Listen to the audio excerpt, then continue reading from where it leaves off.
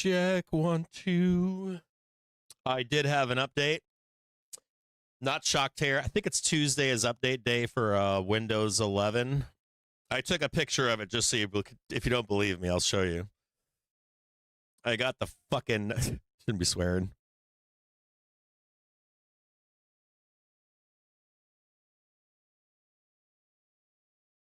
Just so you can see that right there. It's the picture of the updating on my screen. So what happens is if I don't reset Windows 11, what it does is it tries to reset up my computer again. Unforced updates, and then it just lingers in the background. It may not be done updating, but then it doesn't.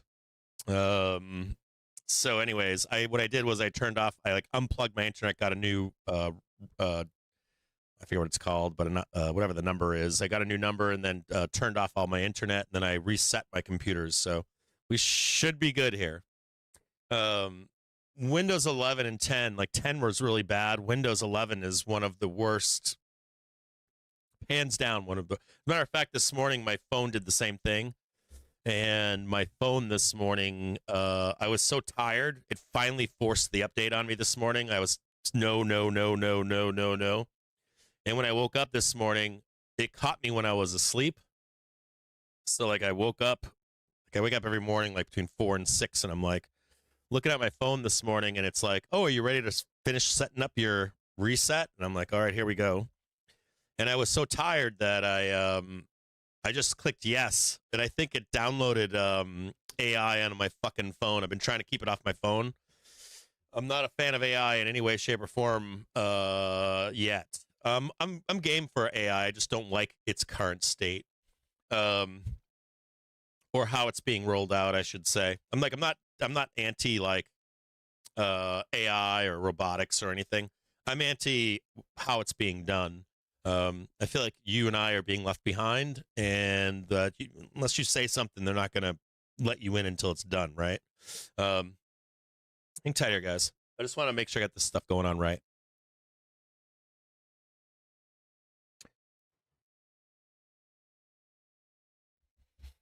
I got a few things I got to do here, and it deleted the charts. So we'll go back and do the charts again when I reset everything. TradeView was eat a bag of dicks.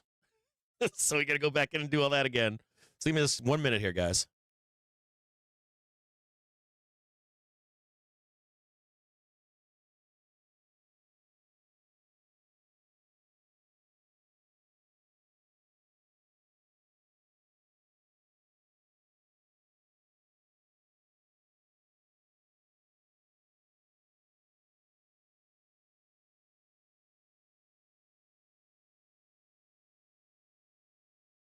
All right, give me a sec. I'm almost done. Sorry about all this. I sometimes it's nothing, sometimes it's huge. It looks like this one was pretty big. Let's go over here to the right here. We're gonna close this right here. You guys already know about the 30 minutes velo being weak. Let's take a look at that really quick. Just see where the 30-minute hourly velo is. It's getting there. It's close. It's near a bottom. Not quite there yet. It's in range. We're fairly close to a bottom here. It's getting better. It's improving, I should say. Close that up really quick. We're going to go. I just got to do this really quick. Normally, I do this when you guys. Sometimes I do it when you're here. Sometimes I don't. Let's just do it together right now.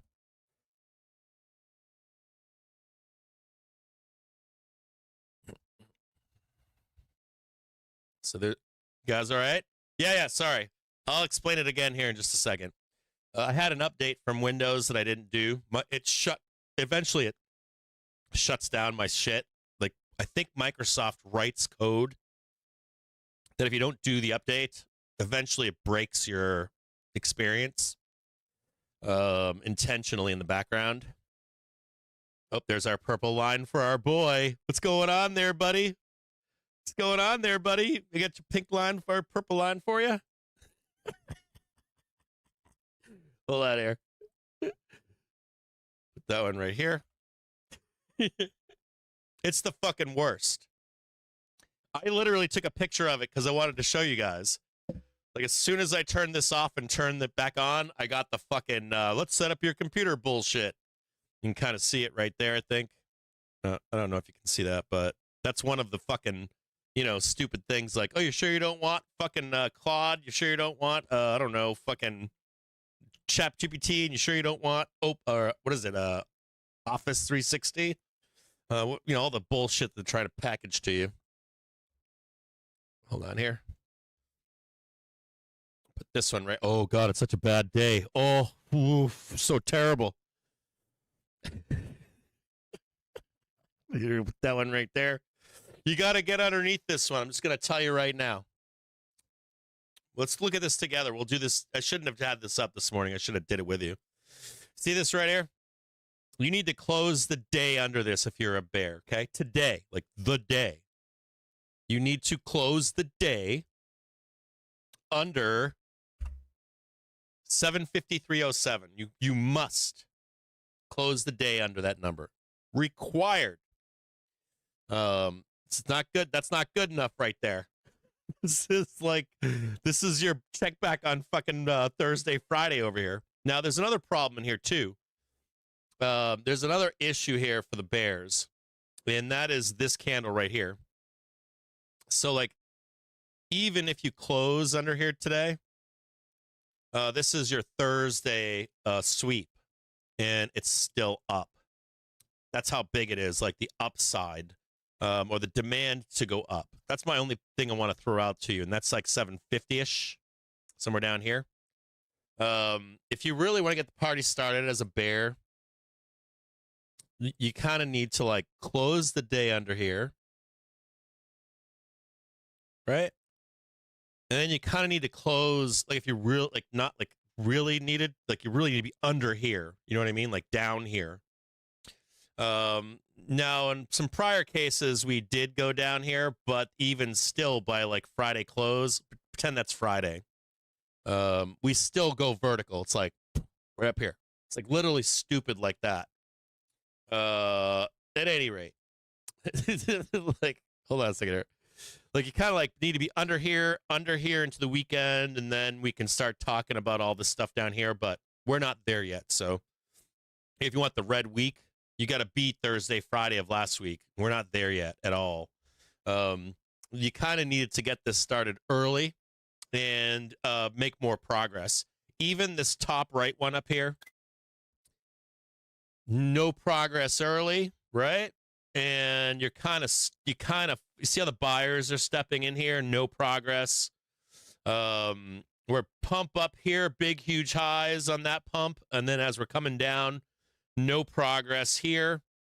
Not good. It just shows that there's a fuck ton of demand. So, like, even if you want to get down here into Friday, we need to get a move on. Like, it needs to be, literally time is running out right now. Like, you need to, like, smash this fucker down here, fucking get down here into Friday, like, and even when you do that, they're there, you know what I mean? They're buying. They're buying this. They're buying this. They're fucking buying this. They don't give a fuck. So, if they can't get it done quickly, and I mean like today, I'm serious. Like, they can't get that shit done today, this shit ain't flying here. They will rip this fucker into your face, and it won't be pretty. Anyways, I digress from this. I'm going to go back down to the bottom here. We're going to get rid of this right here. I just want to try to give you, like, idea of where we are in the market, okay? We'll put this one right here in case we do lose it. Put this day right here. Put this day right here. If you want to snap a picture of this too, you can. We can do this so that you can have this while I'm gone. Put this right here. You can. Let's start it like this. Well, I'll bring this small here in just a minute. We're gonna go to the 4-hour here and just see what's going on in the 4-hour on a 4-hour basis. That's a nice clean sell right there. And this is kind of where you can see, I'll show you this. If you're a bear, this was decent for today. You did unlock this candle right here, but that doesn't make it happen. So, like, what does this set as default? do you mean Google Chrome's not my? Oh yeah, I did make my. That's because I made a like DuckDuckGoose or something like 2 months ago. I made that my default browser. Sorry. Okay, so on this, you did open this candle up in this trade down. You see this candle right here? You took that one out. That's good for bears. So this is all open right now, but it doesn't make it so. Like what you need to do, even though you've unlocked this one here, even though you've unlocked this candle, so you've done the unlock, right? You still need to make that low. And you need to make it today, in my view. You need to be underneath that daily close, right? Or this daily right here, in my view. And because I don't think you have a lot of time, I think you have like today, tomorrow, Friday, if you're a seller. You don't have a lot of fucking time to get down here. And remember, the seller is not looking for this. Seller is not looking for this. Seller is looking for this.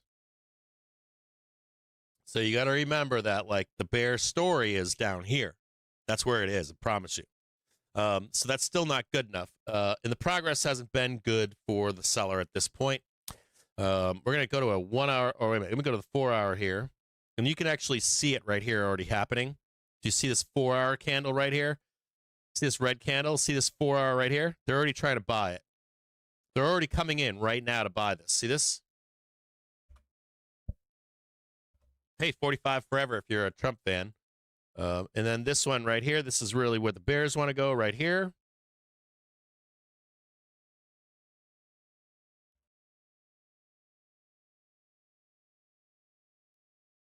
And I'll make this small for a minute. You guys can see it or whatever. So they're buying this right here. This is the halfway point right here. You can do two things here. You can snap one right here for this candle. And you can snap one more if you want on the upside right about here. Bring it down a little bit as a warning track. And this is also a halfback trade, right? So if you're a bear, you want to see this fail up here and then sweep down here. You remember these right here? It's these white lines right here. We need to know about that right there.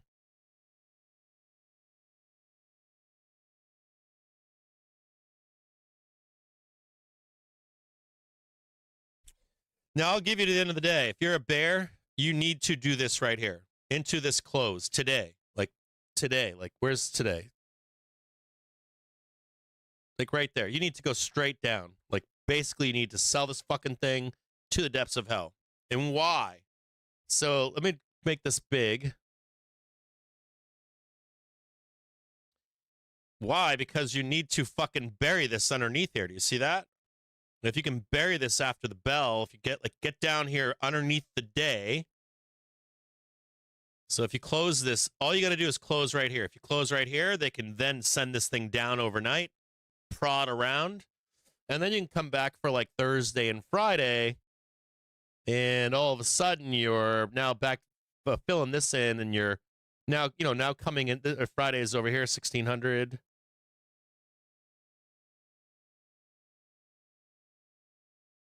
You can start making progress down here into Friday. Get what I'm saying? So you turn the week red, and then you're just coming back up on Monday and Tuesday for a breath of fresh air. You're like smashing through here, and then you're coming up here on like a Monday, Tuesday high, and then we're smashing to the downside. You get what I'm saying? Like, you kind of need that progress to continue, for continuation. That's not what I have. That's not what I think happens though. So we're gonna get rid of all that stuff too. Bear's like, no, leave that up. I'm like, no. You don't get that deal. This is an up move here for the bulls. So what we're gonna do is we're gonna draw this here. And we're gonna go right up there and just poke our heads out, and we're gonna give the bulls the benefit of the doubt to go up here. We're gonna draw one more white line right there. That's the bear hope, right? So we're gonna do the halfback trade right here. hold on here. Let me go back to this. Let me go. Shit, hold on. I'm going to take this off here. I'm still in the 4 hour here. Hold on. I hate drawing these things on such a high frame.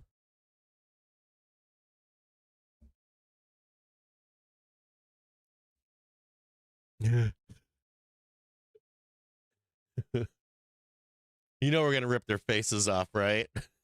I think. So we're... Hold on here. This right here. This is 6 a.m. on Wednesday. Where's 9 a.m.? Right here. Let's go to a half hour really quick.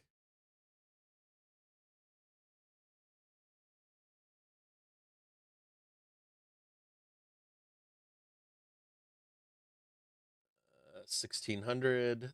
If you're a bull, you need to be here.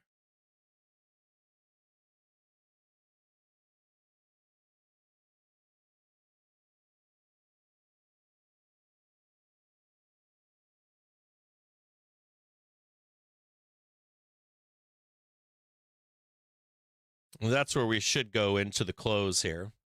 Like right up here. There should be a couple places here where they're going to try to sell you down in here. It might actually be right there. We'll keep it down for a warning track.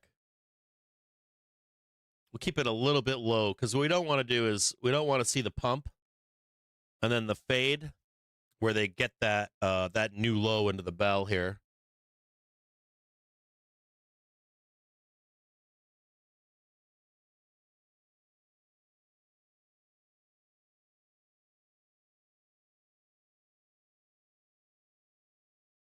This is all the bulls need to do is get up there.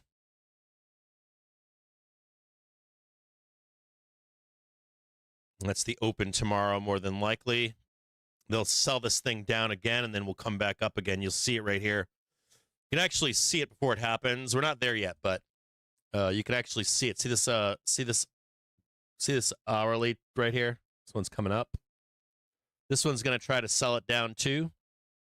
So what you're looking for here is like a squeeze above. Target that one.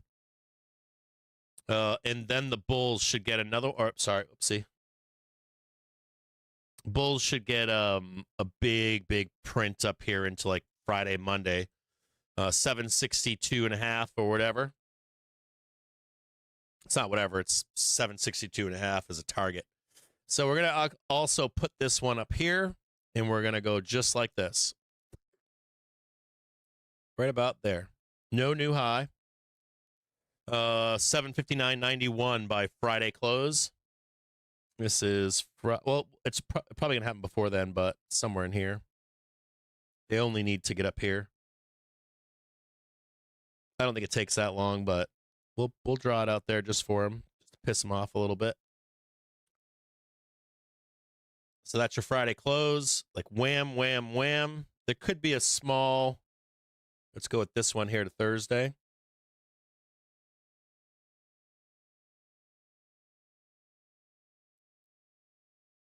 And we'll do one more fuck you to the upside.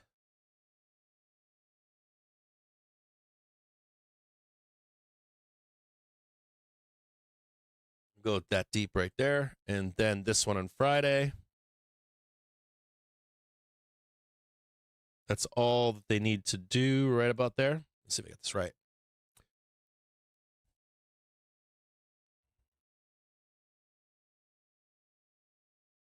This one right here, they're going to try to smash it, right?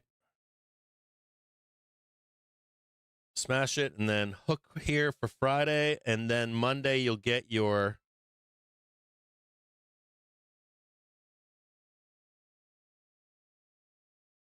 There's Monday for your high.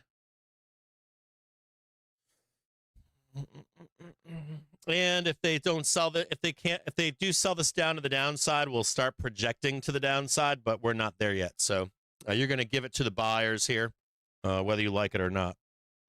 I can tell you 1 second here. I'm getting a phone call. I got to check this.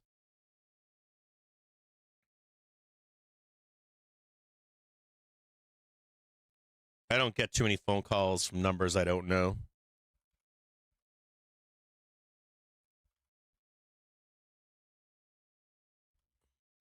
And when I do, it's nobody.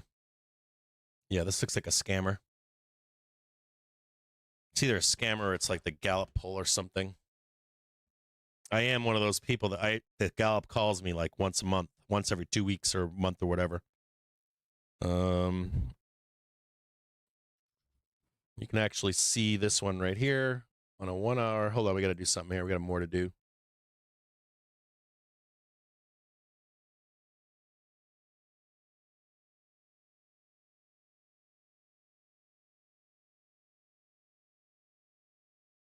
They're going to try to sell that. And they're going to try to sell this one too right here. This is the last chance here for the Bears.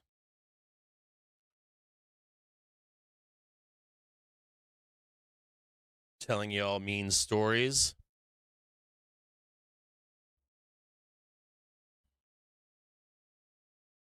There's your 4. This is from earlier today.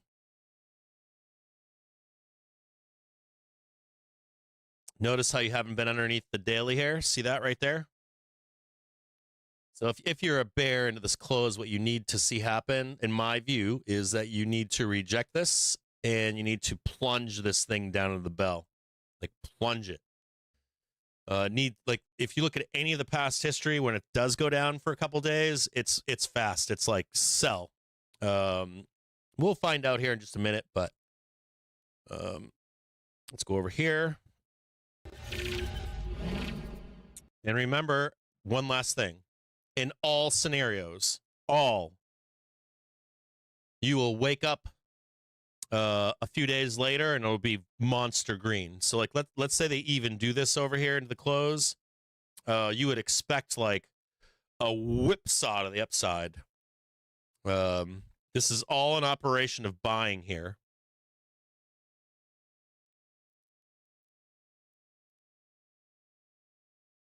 Yeah, it doesn't matter. Like any down you can get long here, you're trying to get as long as you fucking can into the middle of the month. Like max. You're gonna wake up and it's gonna be a fucking boot up your ass to the upside. This is all mechanical here. All of this is mechanical. It's all happens every fucking week. Literally every fucking week. And I personally every week want to, if I see worse than this, I get really fucking bearish. And I haven't seen any of that yet. So, there's your chance right here. You got to sell this if you're a bear. You got to sell all this shit quick here. These are 2 places to sell. And you definitely don't want to see these white lines hit. Definitely don't want to see them. You can get that one hit, but I don't like seeing this one. This is going to tell you in advance. It's going to predict in advance if we go up here that we're going to continue to go higher. If we smash through this thing right here, it's going to imply that we're going to smash that fucking thing out, and then there'll be 2 bumps above it, and then it's going to start ramping. So not here at the close. I'm trying to visualize it for you. That ain't happening in its close. They're going to try their best to sell this. You should expect sellers to come in here.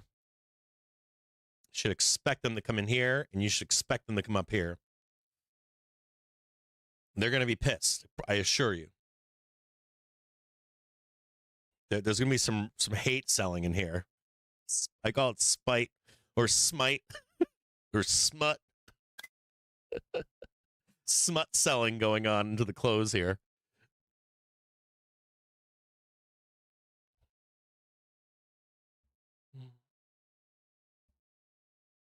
$7.30. Oh, $7.30 the downside? That shit ain't happening. Maybe it can happen. It's $7.30 is like a 5% chance. I don't know that I'd take that trade. I mean, I'd take the trade down to like the 50s and that like low 50s and then take another trade lower. I would never, ever take a trade like we're going to 7.30 and I'm going to slam the sell button. Fuck no. If you're a bear right now, you better be fucking tactful. This is not the time for a bear to be like going to the depths of hell. We can. Time of the year. It's kind of like saying December's not volatile. That never happens. It's always volatile. Make sense? On the other side of this, like the spring, we get a drawdown every spring. You can take that shit to the bank. You know what I mean? Even if it takes till April, it's going to happen. And so I would be on your side with that. Yeah, these Bears are right. Eventually, they're going to roll this fucker, and they're going to be correct. This time of year, you got to be really fucking careful with this. Like, the street does not want you long going up in the summer and taking their money. They want you scared. They want you to be the supply. Remember that. You are fucking retail. They fucking despise you. So they're never going to tell you, hey, come on in on a Wednesday and buy that fucking dip and run that shit up in the middle of June. Ever. They're never, ever going to tell you that. Maybe a couple guys will, like Pravorsky, Miguel Agat, and, the other usual round of usual suspects, Rubner, and all these other guys. They'll tell you that. But other than that, you're going to get waves and waves of fear here. And then, of course, you'll be like, well, I was too scared to get the dip. And then, of course, we're in the middle of July and it's fucking mooning. And you're the guy holding your dick and saying, I was too scared. And you go, why were you too scared? Well, who are you listening to? Oh, I was listening to fucking Twitter. And I was listening to fucking Bloomberg and CNBC and CNBS and all that other bullshit that's out there. Can't do that. You gotta be very tactful as a bear right now. You gotta hit certain marks. You gotta hit them in the time allotted and to get this thing down, or that crash you're looking for, or 7:30 or whatever. When we're selling, right? I want you to think about this. When we are selling, and I mean selling, when we're selling, right? You can just feel it. All your supports start popping. They start looking below. Before you know it, they're closing doors off to you and putting walls up over your head. And you're like trying to fight it. This doesn't feel like that yet. Can it? Sure. But does it feel like that right now? No. Does it feel like that the past few days? No. If anything, the only reason we're down right now is because a fucking call seller doesn't want to roll to 770. It's literally someone that sold you calls and they're dumping shares on you until the roll goes higher. So none of this looks like risk off to me. And I did read this morning a bunch of doom and shit, risk off and Bitcoin, all that kind of stuff. These are the time, like Bitcoin, this is the time you get long. You get long, you close your laptop, you don't listen to anybody. You come back in fucking 2 months and it's fucking boom, You should always be buying fear. Always, always, always. Unless there's something material, which we don't have that yet. We don't have Warsh fucking slamming the market. We have the tough talk from Warsh, but we don't have that yet. This market is an expansion, and we're in two of the best months of the year. You are playing with fire right now. So if you think we're going to fucking 7:30 or something, you have to be tactful about it. You got to be like on a high, underneath the wall, and we're reversing, and you're following the rules, and then you can sell it down to that. But for time of the year, it's very dangerous to have that mindset. We're going to 7:30. You can lose people a lot of money. And you're fighting against you're telling retailers this, and they're your only fucking friends. Let's be honest. The only fucking if you're on my show, watching my show, and you're with another retailer, whether you're a bull or a bear, you guys have to fucking remember that you're a team. You should not be fighting with each other. You should be helping each other. If we do roll to 7:30, or if we haven't seen that unlock yet, be like, we're not there yet. Even if you're positioned for it, try to help each other out. Because the street's ruthless, man. They will fuck you up. And they don't give a fuck that you're a bull or a bear. They don't give a fuck that you're righteous because you think this is all a fraud. They give zero fucks. They give one fuck about one thing only: money and power, right? Or at least the street cares about money. They don't want you taking their money. So just be aware of that as we do this, okay? Remember, you're not fighting against each other. You're fighting against the street. You are going into an old, fat fuck's pocket that's rich, filthy rich, smelly, dirty, unwashed hands because they're so rich, and you're just trying to slip out a little bit of money legally. This is the only place you can do that. There's nowhere else in this world, anywhere, that you can walk into something with like $1,000. You can't go buy businesses with that. You're not going to go buy a house with that. There's nothing you can do in this world that's legal. right? Walk in, put your hand in an old fat fuck's pocket, walk away with $100K in your pocket. They're never going to notice it. And there's so many retail that pay these guys already. If you're part of that small group that doesn't, you're part of that 10 to 30% of the market that's retail, and they walk away fucking rich. You gotta use and leverage retailers to your advantage. You know what I mean? Treat each other well. You know what I mean by that? Like, the more you fight with each other, they're winning against you. So be that force against the street. You know, always have them on their hind fucking legs saying the rise of retail, I hate them. That's what you want generally to hear. We sometimes hear that, right? Recently, past year or two, couple of years, you know, what do they say? Fucking retailers doing it again, crushing it and killing it. So just be aware of that. Like, treat each other well, okay? It's that simple.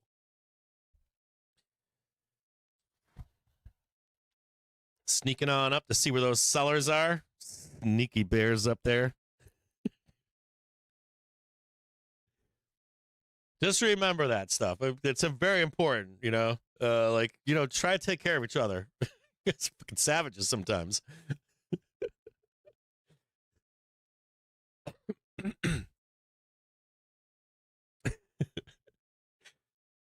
The operation is not slam bulls and bears. Operation, like, we use that terminology because it's like a heel. It's like a wrestling match, right? Well, there's the bad guys over there.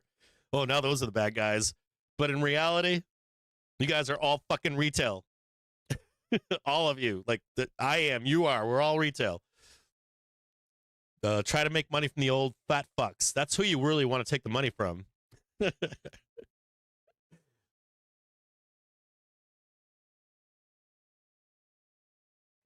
Well, I'll put the thing back up here, too. Oh, above S2 right now.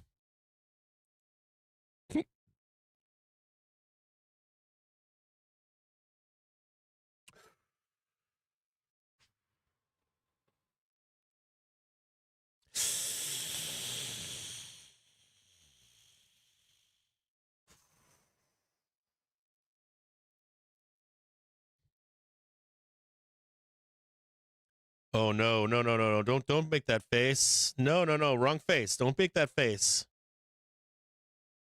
Don't make that face, bro. Oh, God, he's mad. Oh. Don't make that face, man. You're going to make it, dude. You're going to be all right. Don't make that face. Oh, no, Ron. Oh, no. Don't show that one. Definitely don't show that one.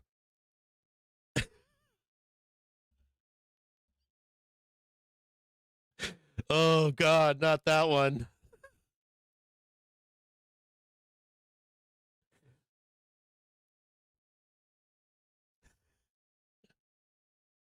I love Miguel Agat. I do. I love him. Like, I have mad respect for him, too. I love that guy.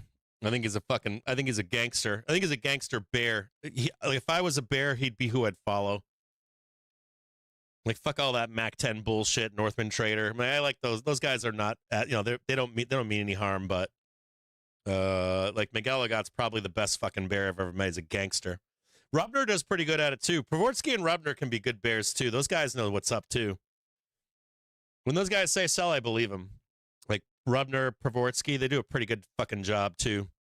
I mean, they do a lot of layups, granny shots and shit, but Miguel Agat's probably my favorite of the bears.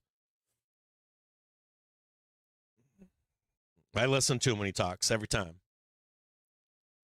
Ooh. You know, that fucking hurts. That doesn't feel good. Yeah.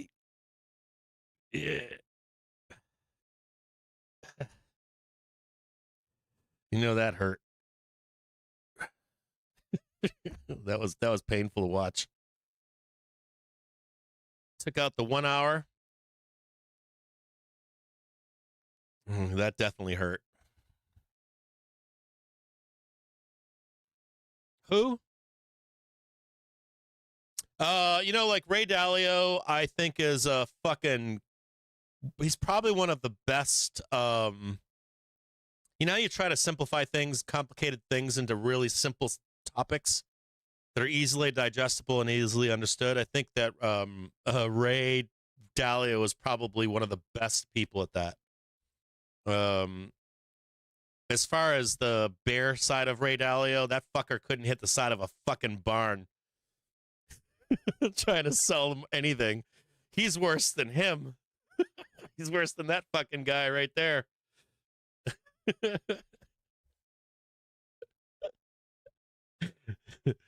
But I think Ray Dalio is fucking, like, if you want to understand a concept, Ray Dalio is your guy. Like, Ray Dalio is like, he's one of the best, like dumb shit down for people, I think, that you can get. If you're like a retailer like us and your job wasn't, hey, I'm number one in finance school and I'm on the street, he's probably the guy.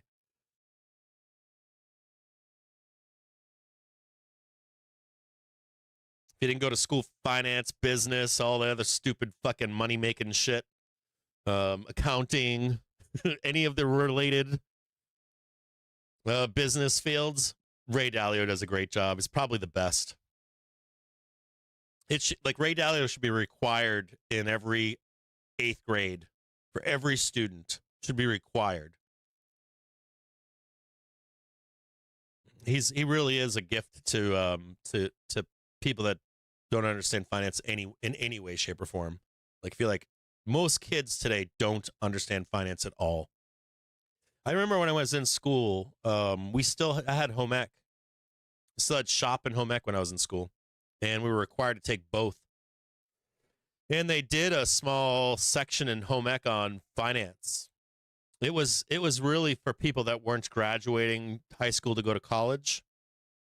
To prepare like a student that's going to go to like tech school or take on be an apprentice or something in life. It wasn't really focused on kids going to college, but I think a lot of kids go to college and they don't get that education there either. So that's kind of like it was broken and incomplete. Some kids go to college and anything finance or business related is very small. You'd be surprised how many college graduates don't understand basic finance too. And I think that stuff's all gone these days, right? I don't think you can. My daughter doesn't have the opportunity where it's like required to take, classes about. I mean, it takes math and shit, like high level math, but like something that's like, to help you for the rest of your life. They want you to be dumber the better, right? For a multitude of reasons, right? They want the lower class, they want the lower middle class, they do not want you being able to how to beat the system in life all over the place. And you're too smart for that too. It's not like you're dumb. They call you like a dumb retailer and stuff. You're not fucking dumb. You guys are all fucking hella smart. That's why they obfuscate this stuff and remove it from the curriculums and stuff. It's because they do not want you to understand basic shit. It's that fucking simple. Because you are smart enough. If you knew in grade school, I think a lot of you would do better in life. A lot of people would do better in life. If you knew more when you were young, like when you're impressionable. It's so fucked. I think there's more of I have more, like, I'm thinking about that concept right now in my head, and I'm like, that would do more for for a young adult than anything, I think. Like anything. Like, if you just like taught a kid how to manage their finances. I just think like that would like immediately like raise up our lowest class of citizen economically. It's that powerful.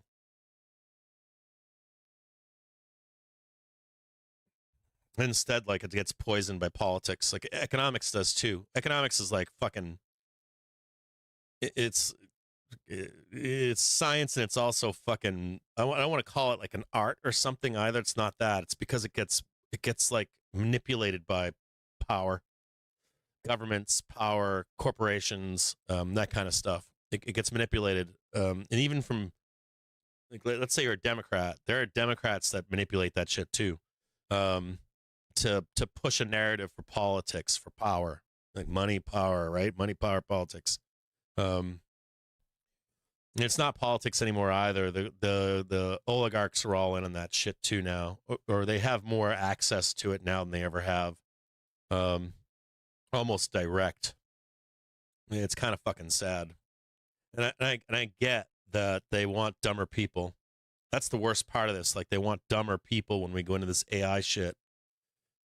They want you even dumber. It's so fucked up.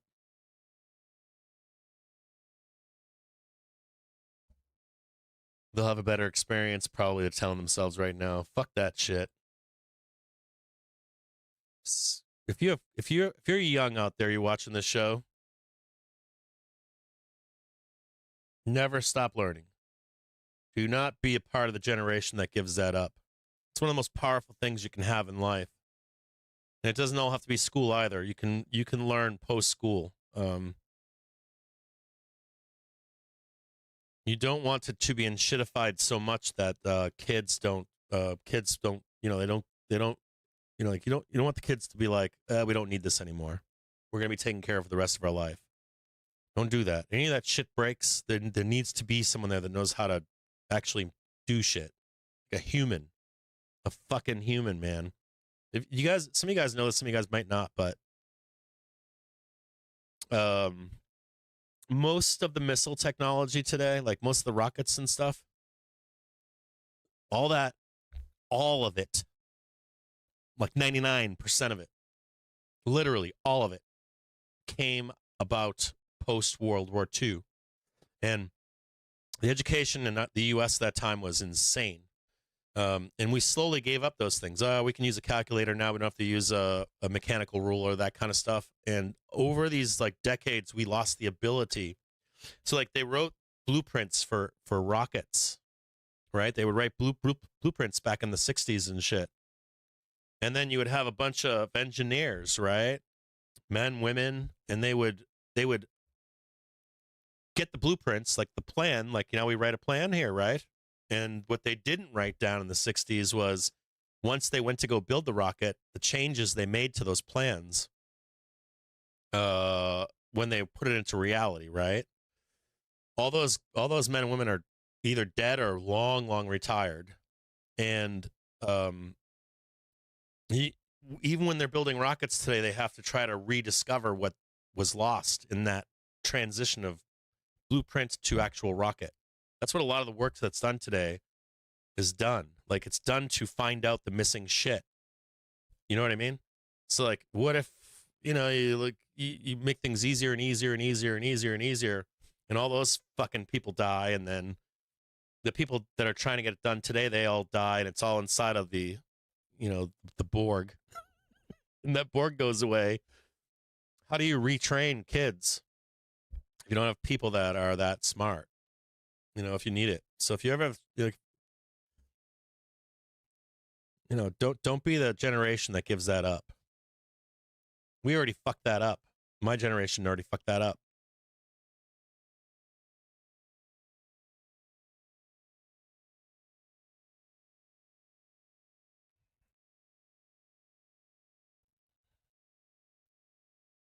It's gonna suck that you're educated though, because you're gonna be like the only guy there that's smart. You're like, oh god, this is the worst thing ever.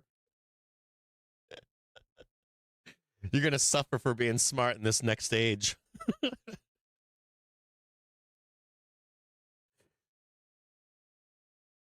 watch this right here.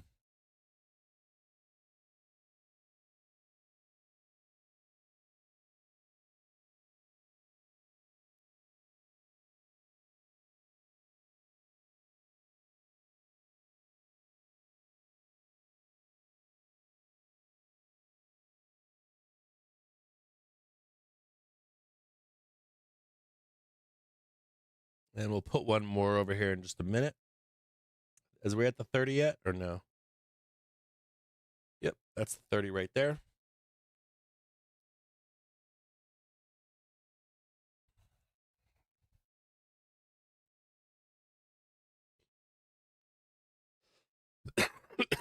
Excuse me.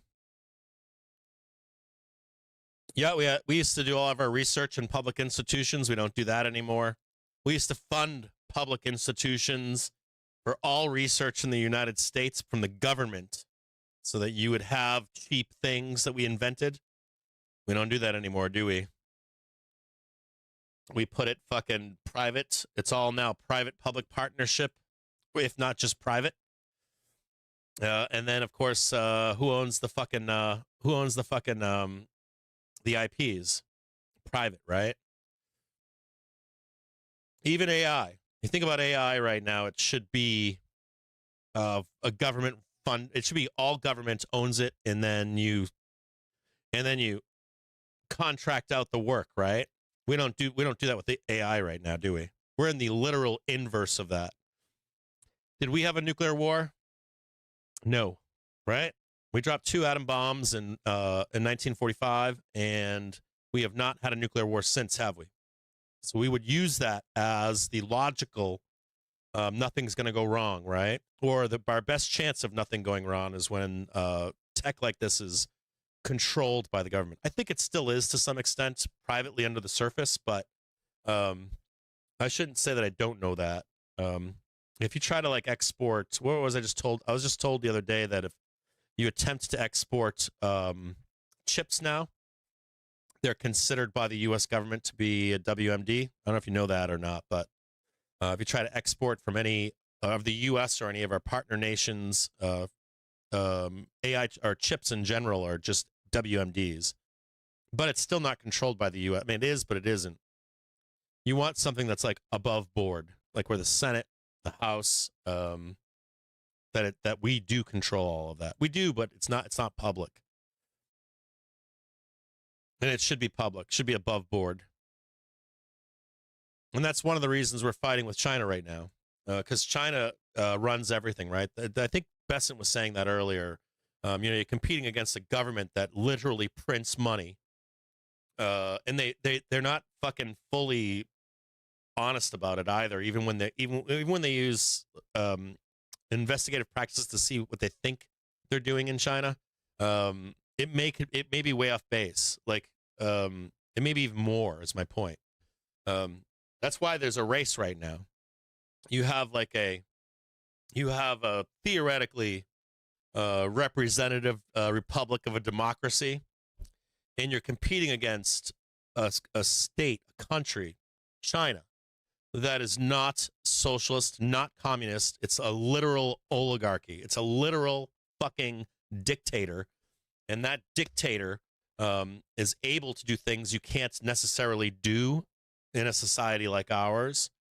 It's why I blame Trump being here, is because you have to bring in the asshole sometimes, right?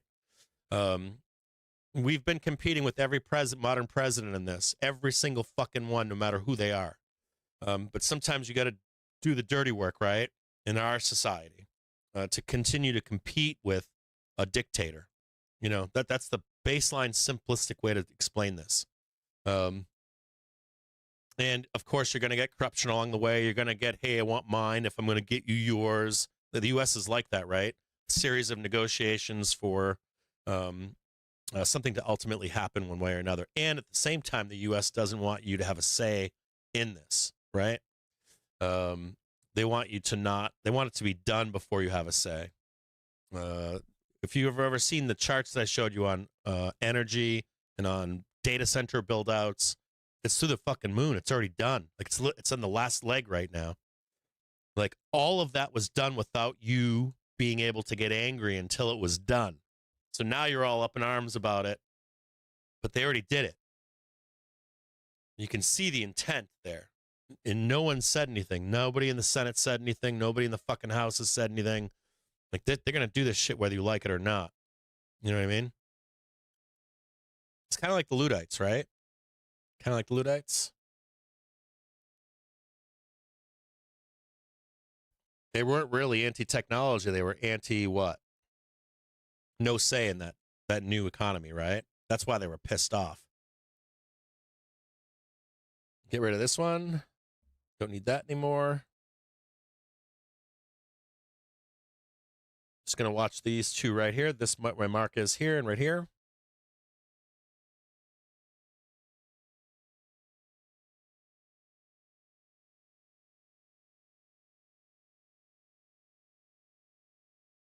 And I personally would like to see us above this, somewhere up here. I'd like to see us way up here.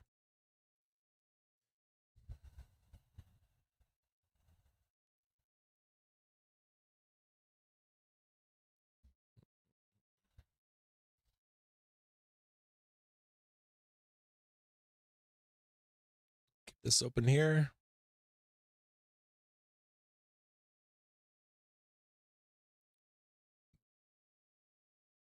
Still a lot of pressure here, huh? See it?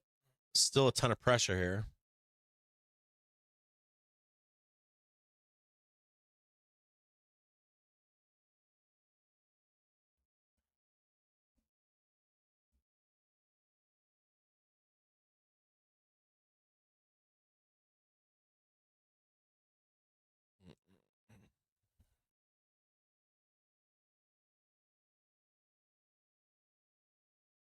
If you want to take the if you want to take the long end of the close, you got to wait for the see that high right there? You just want to wait for a new high, and then you can take that long. Do not take the long here. Don't touch it.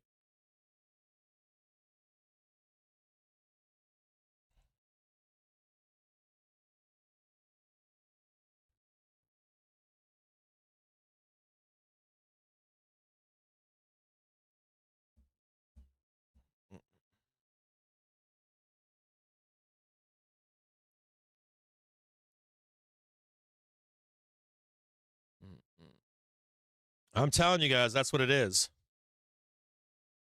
That's what I can show the data. I can show you the fucking data that every one of these modern fucking presidents have done all this shit. All of them. I'm telling you.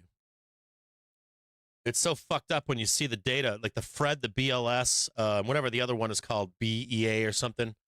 You can just track all this stuff over like 20 fucking years, and you can lay the whole fucking thing out. You can show where like they use honey and then vinegar.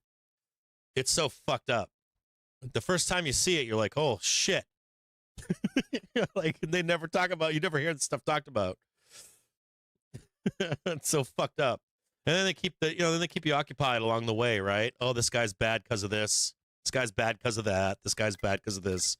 This girl's bad because of this. This girl's bad because of that. And meanwhile, they're doing what they need to get done. It's always been like that. And right now, it's like peak.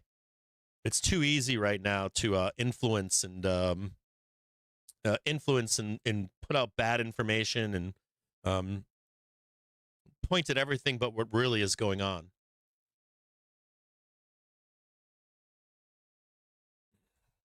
It's kind of gross. I'll be honest with you guys. Like, I find it pretty fucking disgusting. But if you look at it like that too, it makes the world make more sense. You start to figure it out. You're like, I see it now. Now I see what's going on. And then you're like, okay, let's trade it.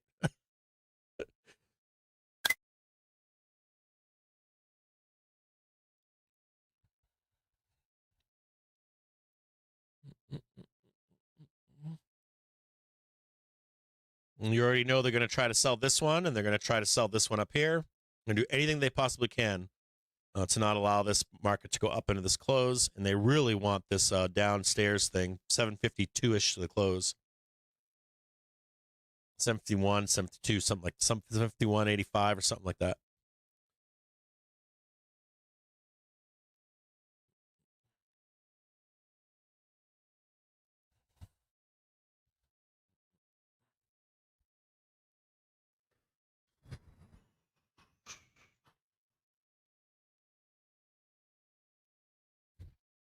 I got to set up some calls here. Ooh, yeah. It's a good day.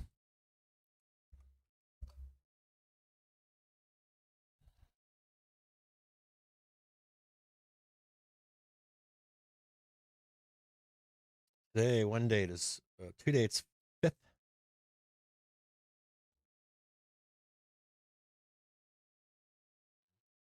760 is $1.05 right now. $1.04. I think those will be worthless by Friday. Let me just look. 758 for Friday. Just a heads up on that. So that means you got to kind of be deep in the money if you're going to do a Friday. So 758s will get burned, 760s will get burned, theoretically, or can be burned.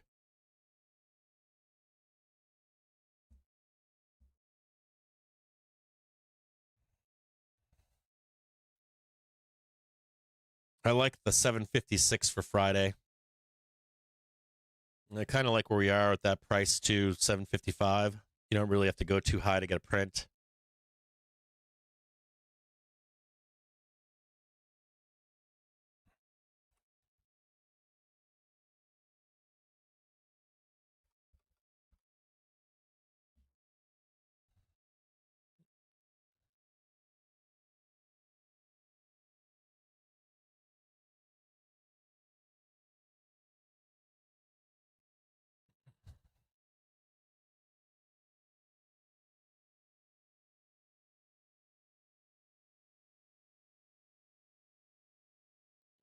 There is also a half hour and hourly trigger coming down in SPX 2 above and trying to trap us in.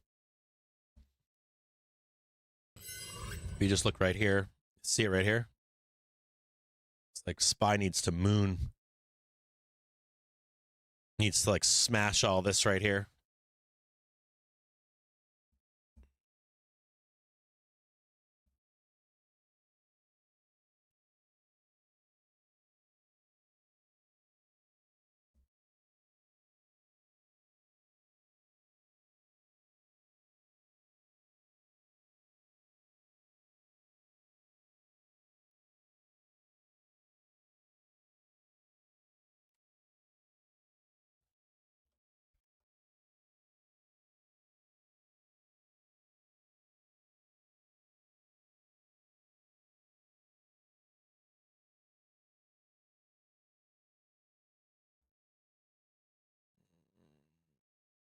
Come on, come on, come on, come on, come on, come on.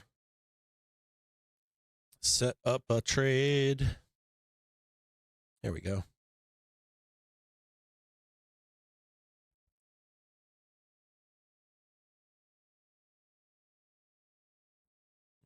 Let's look at this here.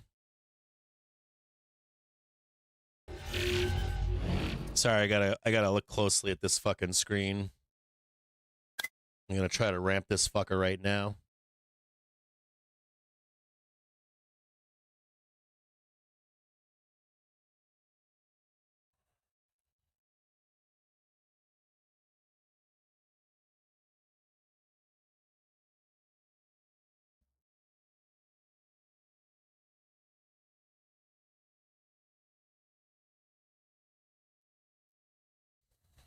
Watch out for a ramp into the close. We're not there just yet, but we're close. There's one more tick up here. 755.33. Keep an eye on this this right here. I'm gonna delete this here in a minute, but that little dotted line.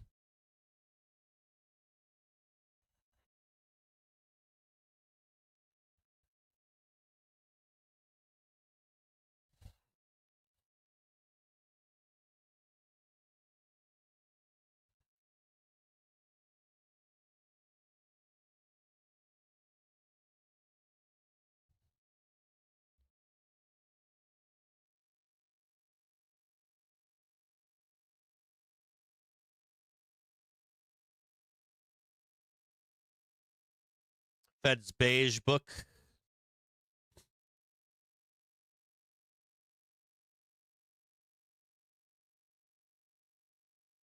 More broadly, business outlooks for the next 6 months are reported to have little change in anticipated growth as elevated uncertainty and signs of weakening consumer spending weighed on sentiment, but not the actual data. It's because we're fucking not fudging, but we're pushing the narrative of the data being bad to regular people on Main Street. Employment showed little to no change across 11 districts, while one district expanded or experienced modest growth. We knew that 2 days ago. I can read that article if you want. Wolf Richter did a great piece on it, that the employment situation is improving. Prices increased at a moderate to strong pace overall, with most districts reporting higher inflation previous post. Yep, you guys already know that. I've told you that. We're in inflation. Employment is actually getting better right now. I can read that to you today if you want. So we already knew the Beige Book before it came out. What else we have here? I think that's it. If you have a chance, go out there and read the Wolf Richter news story on employment.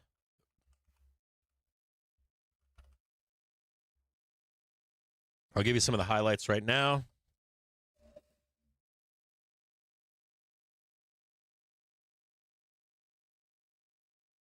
It's kind of a funny article.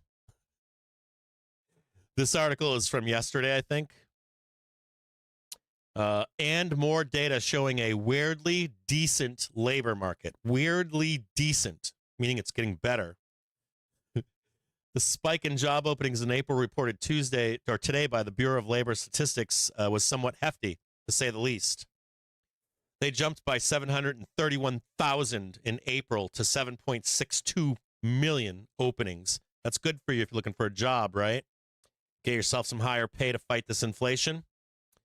The most since May of 2024. There had been declines in the prior 2 months and a spike in January, so we don't get tangled up in month-to-month squiggles.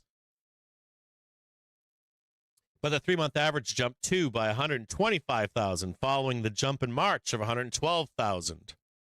And the smaller increases in the prior 2 months. The 3-month average has now increased for 4 months in a row and has changed direction. It is now at the highest level since July, and that is meaningful. This job openings and labor turning survey, the JOLTS, of 21,000 businesses adds more color to the labor market in April. On May 8th, the preliminary jobs report for April had already drawn a rough sketch. Oh, God, here it comes. God, no. I got to beat myself over here. The squeezing. Oh, God, pain. Pain to the upside. Fucking stop them up here, Bears. You got this white line right here. Just stop them right here. Send it to the depths of hell.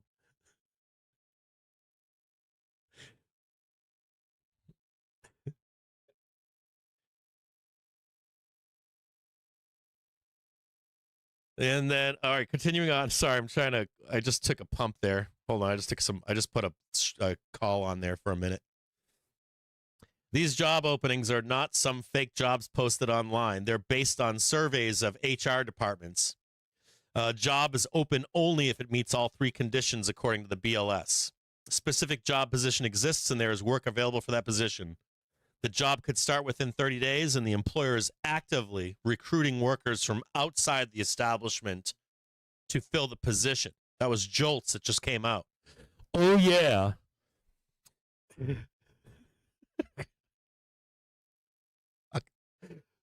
Fucking Christ.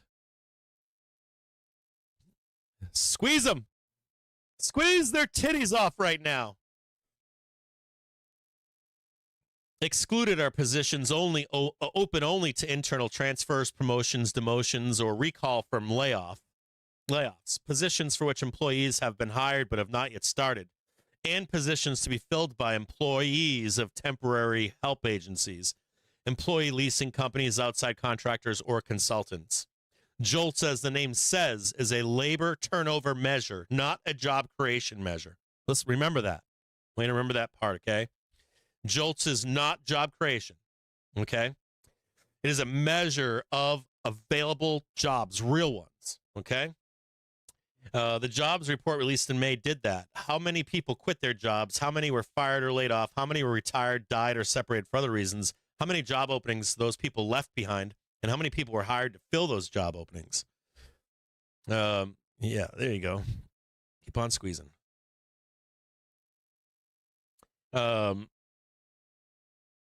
Listen to this part closely, too.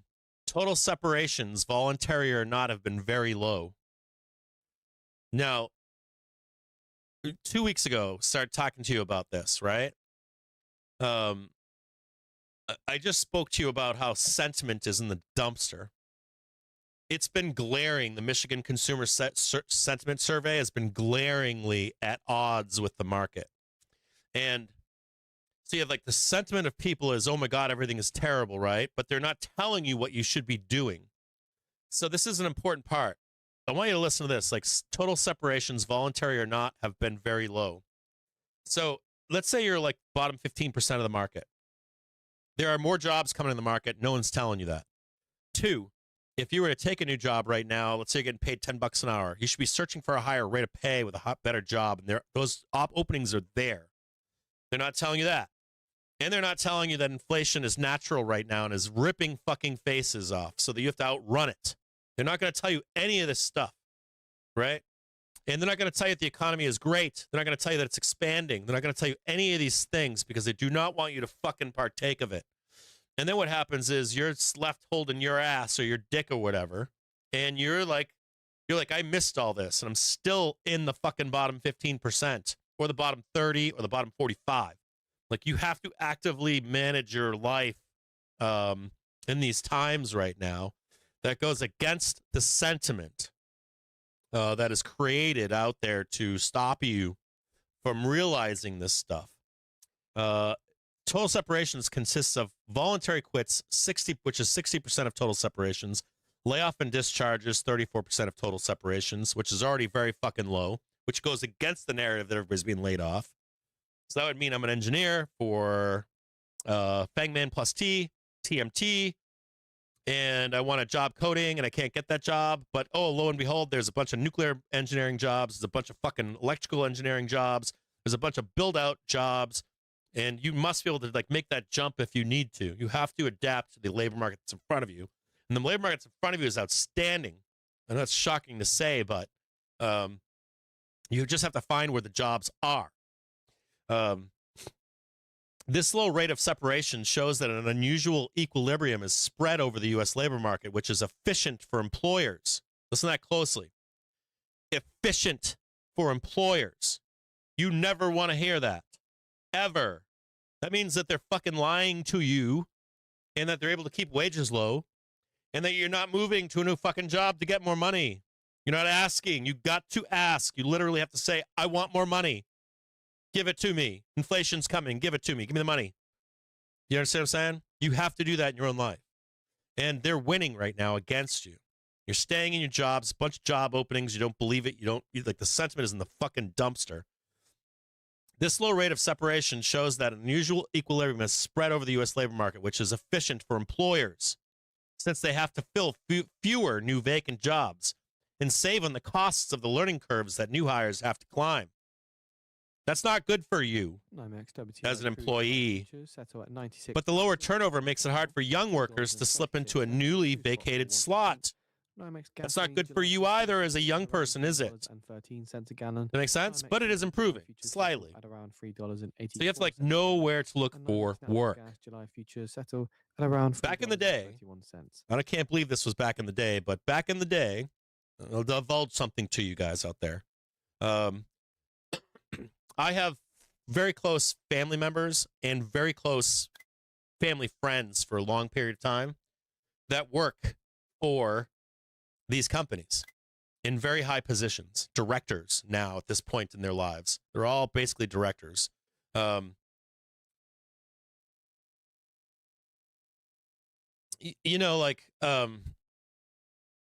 got to go where the money is. 20 years ago, right? You'd go to the best school, you'd get the best grades, and you would be fast-tracked right into Fangman. Like, boom, easy job, easy 20 years, gonna make bank. Even if the owner was lying to you and you came back 10 years later or some shit like that, didn't matter. You're streamlined. It's not that cut and dry anymore. They're paying these AI engineers now like $800,000 a year. They got the LMs coming in. So you kind of like, it's not the same job market as it once was. And so you've got an older guy today, he's been doing tech for 20 years. And he's telling his son or his daughter, oh yeah, that was there before, but it's no longer there anymore. That sucks, like that easy street as an employee or whatever. That does not exist right now. At this moment, it doesn't exist. If we have an expansion, though, I want to show you guys something if I can here. I don't know if I can find it, but if you look back on the expansion during the COVID years, like specifically like 2020, 2021, we're at the bottom of that curve right now. I'm going to try to show it to you. I remember harping on this during that time period. I can recall in my head telling you, get a fucking job, new job, get a new job, move, get more money, start asking for more money. We're at the start of that right now. Again, that cyclical, start looking for new or demand from your employer. I need a raise. We're coming into inflation. I need you to pay me more. I don't give a fuck that I didn't make your metrics for this quarter. Or start actively looking for work. Keep your job. Start looking. Start pumping it out. I'll show you that here in a minute. I got to go to another place to find that data for you, but I want to explain this better to you here in a minute. Layoffs and discharges fell by 192,000 in April from March to 1.69 million. The 3-month average ticked up to 1.73 million. These levels are the lower end of the range of the pre-pandemic years, so it's normal. Layoffs and discharges accounted for 34% of separations. Getting fired for a variety of reasons or no reason is a standard characteristic of the U.S. labor market. Retirements and other separations. This is the biggie if you're young. Including deaths declined to 310,000 in April. That's not good for you. That means that old people are fucking fearful. They're like, oh my God, we're coming into this and coming into that. And I can't quit. Can't stop working. I got to keep pumping the money into the stock market. I got to keep my house now. The house prices are coming down. Can't move, do anything. They declined at 310,000. The 12-month average, which irons out the huge month-to-month squiggles, remained unchanged at 304,000 in April, after having come up from a 25-year low last year. We're looking at the dynamics of the huge wave of boomer retirements that started a decade ago. Mid-boomers are now 70, and the youngest boomers are now 60, and that's the real boomers. In the majority of boomer retirements is now in the past. Retirements and other separations account for 6% of total separations. The number of hires, these guys have been through this rodeo too. You got to remember that the boomers, they've been through this rodeo. They both went through it in 2000. They went through it in 2007, 2008, 2001, 2007, 2008. These guys are keen. They went through 1987. They went through the oil shock of the 1970s. They've been on this bus already. Our contacts, the U.S. had not been, and they know that they know that they're gonna, or they're fearful enough that they're gonna keep working in case things go to shit. The number of hires dropped by April by 419,000 from March to 5.12 million hires after the spike in March, drop in February, and the increase in January. The number of hires is mostly a function of total separations. Nearly all these 5.12 hires filled slots left behind by the 4.98 million total separations in April, but 138,000 more were hired than separated. So by this calculus, they were added to non-farm payrolls and not in jolts. The jobs, what does that mean too? What does that tell you? When we get our next NFP, is it going to be good or bad? Tell me right now. Our next NFP will be good or bad. I'll tell you right now, it's going to be outstanding. The analysts will be wrong again. In your NFP prints for unemployments and employments, unemployments, NFP, and the other that Friday for all those fucking numbers, they should be outstanding. What else we have here? The 3-month average dip by we already told you that. That's the whole story right there. So my point here is things are better than you think. And I want to show you one more thing here if I can. I want to see if I can show this here. I don't know where it is, but I got to find it for you.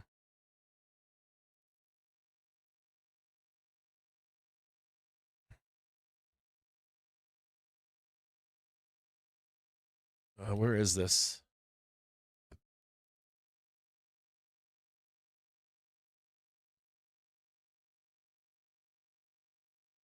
Hang tight. I'm going to look for these numbers. This is on the jobs data. Hold on here.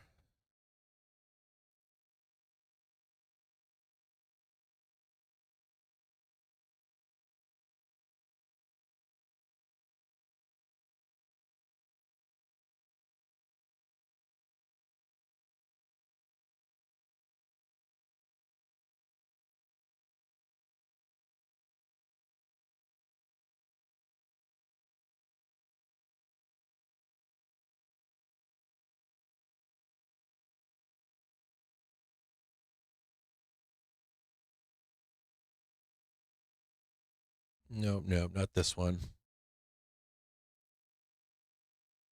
Not this one, not this data.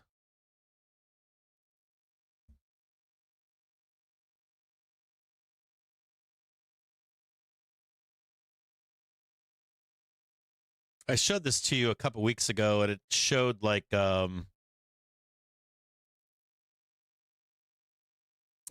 wages against these jobs, and I can't find it right now. I'll try to find it later. I went looking for it. I can't find it. But basically, you're at the beginning of like this. You're at the beginning of an expansion in jobs, and like the pay is like right here. Wage inflation always catches up, but it's not a leading. It's always behind. Wages are coming up right now, but they're like right here, and the jobs have already started exploding. It's not as big as where it's going, but we're at that place where you want to be ahead of the curve. It's the best way to describe it. Let me see if I can find it here for you. Hold on. I still have a few things I have to look at to see if I can find it for you.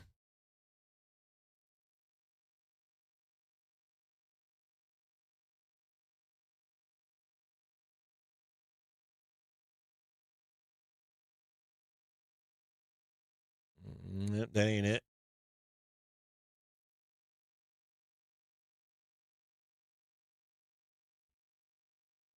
Yeah, I'll look for it tonight. I'll just pull it off the Fred.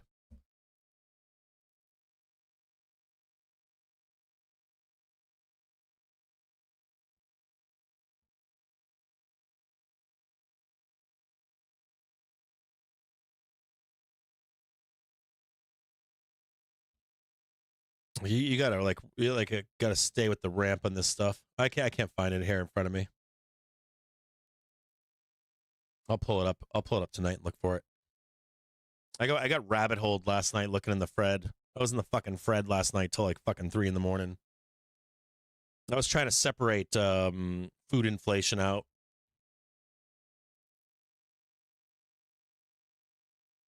I'm trying to teach myself. I'm afraid of Wolf Richter retiring. I want to be as good as him. I don't think I ever will, but I'm going to try. I don't want Wolf to go away. He'll be one of the I think he'll be one of the biggest losses to a retailer in the market. We need a young Wolf Richter. We need a son or something. we need to make like a clone, like 100 years younger or something.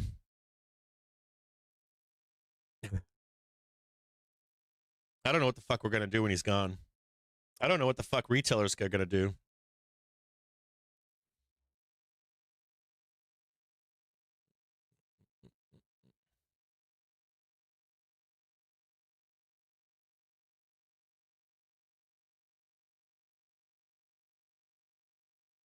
Israeli military says siren sounded in Zaret over hostile. Oh, here we go. We got infiltration. What are you trying to sell us down to the close there, Mr. News Squawker? What are you doing? Are you short right now? You got a position on short?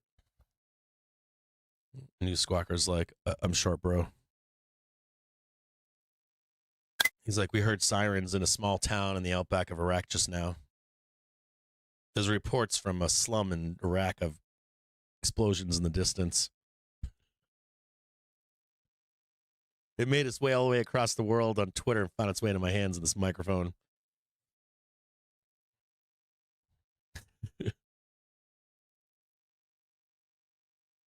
I'm in and out of calls right now. I'm buying calls right now. If you don't know, I'm buying the bottom right now.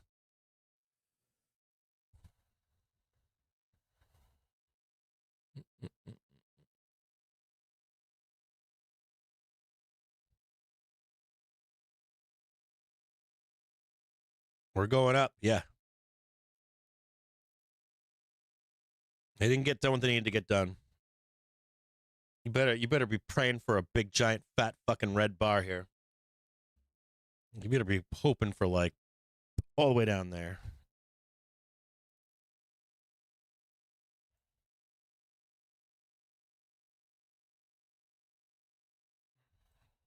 I mean, even if you got it, it ain't going to matter. Just buy the calls, close your laptops, be back in 2 days. It'll be fucking vertical.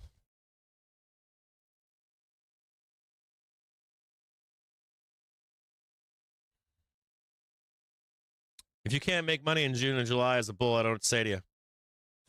I honestly, God, don't know what to say. It's the easiest time of the year. Easiest money of the fucking year, period.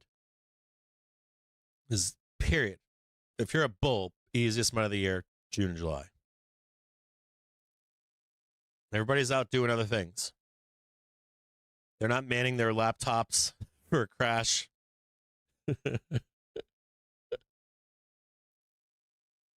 I have directed all of JPM traders to bring their laptops with them on vacation in case of meltdown. You haven't heard that since what, 21? 22. I heard them say that in 2022 during the summer months. They were like, everyone's got their laptops with them. I was like, what? They get their laptops with them? Hey, I'm on Montauk right now. My laptop open, bro.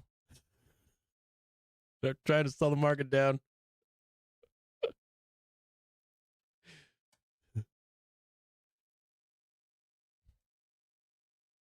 Oh, yeah, I'm on vacation this summer. I got my laptop out, bro, in case I get down another 60%. That was real, by the way. That really happened. That was what they said publicly.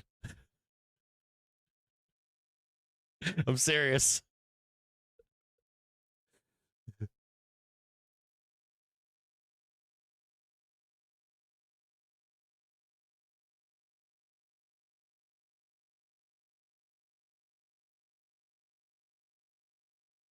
You're going to hear blood curdling screams up here.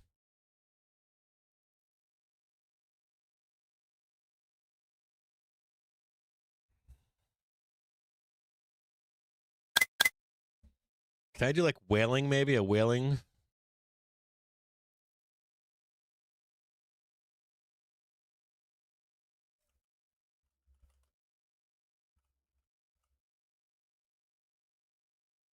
Is it wailing or why? I don't want whining. I want wailing. Like you want to be wailing as it goes up. Not whining. I don't want anything from an engine.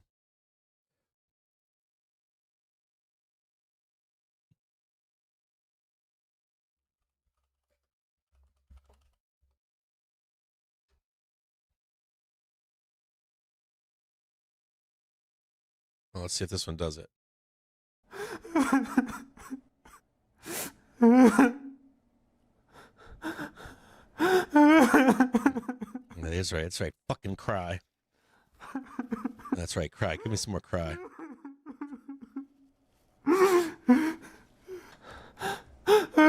Yeah, that's right. Suffer.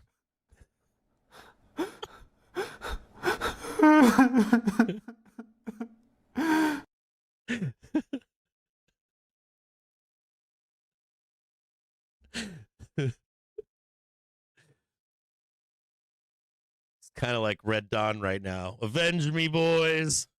Like probably a dealer out there like, I'm going to slam that sell button just to take that smirk off his face.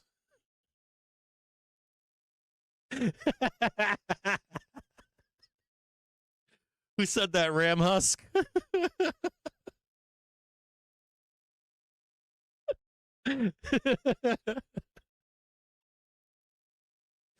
Oh, God, you guys are terrible.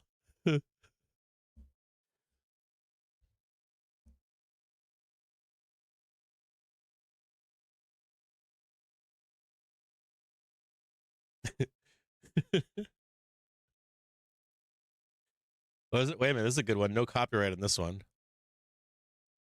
Was this? You okay? You're not okay? Oh, I got a little on there.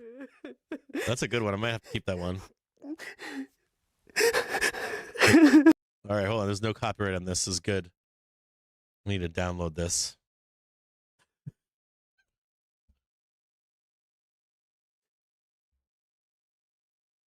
Come on, Bears. Bury the close. 2-yard line.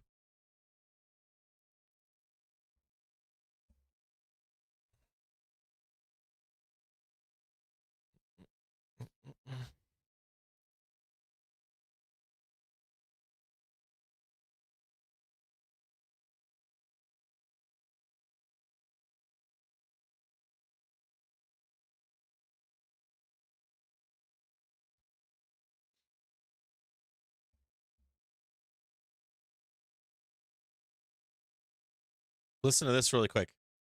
Bitcoin's high conviction holders are turning into sellers as the crypto's price hits new lows. You mean the guy that bought the top? That guy? Now they're selling.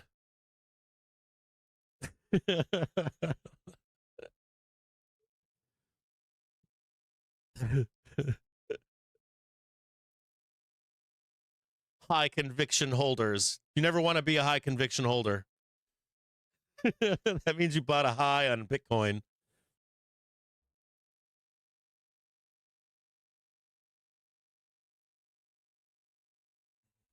Oh, I gotta get rid of this right here so you can see it. It's right here. We already hit the white line.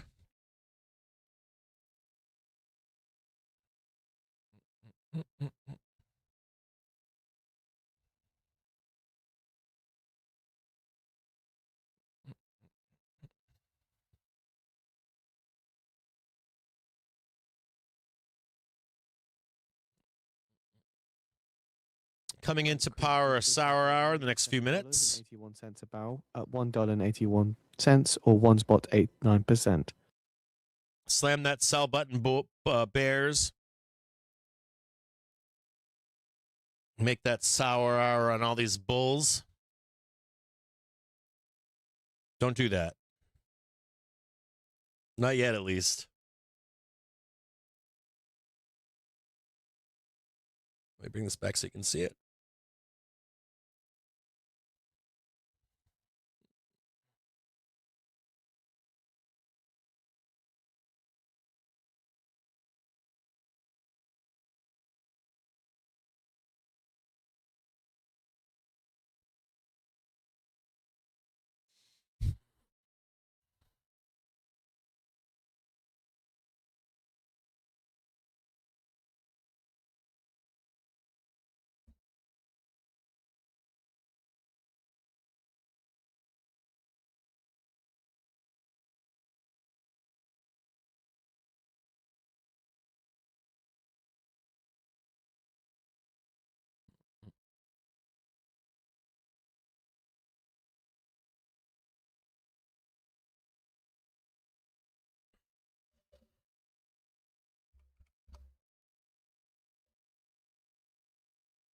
Try to scrape this here if we can on the into the close here. I'm gonna try to make one more good trade here into the bell.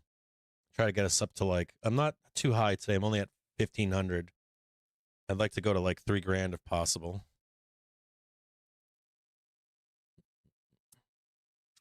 Well, nice easy trades.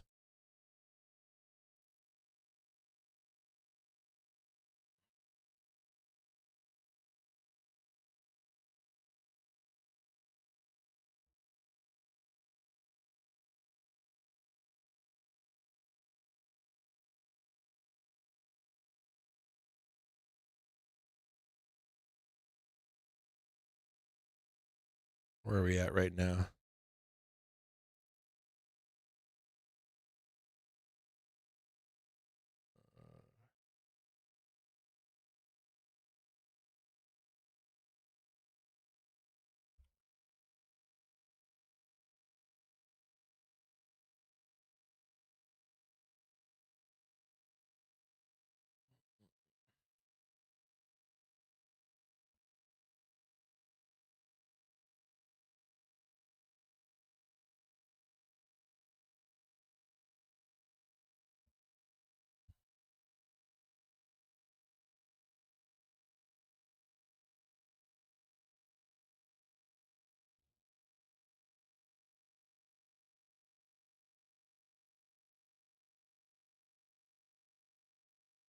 Just waiting a few more minutes. It's now 2:53. We just have 7 more minutes. We're waiting.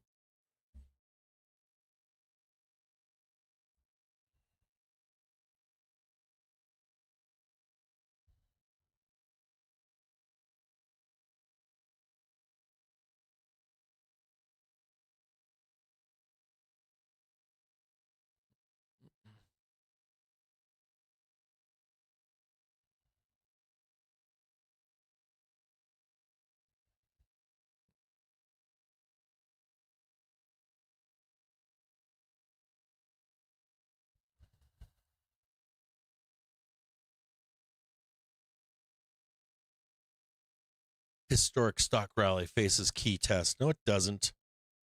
You're not doing a fucking key test until the middle of the fucking month. What are you talking about? Key test my ass. Historic stock rally faces key test. 2 key companies reporting earnings after the bell to determine the next move higher or lower.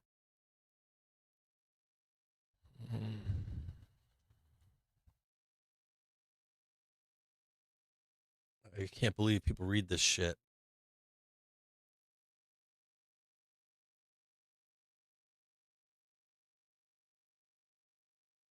Traders are prepared for an 8% swing in Avgo.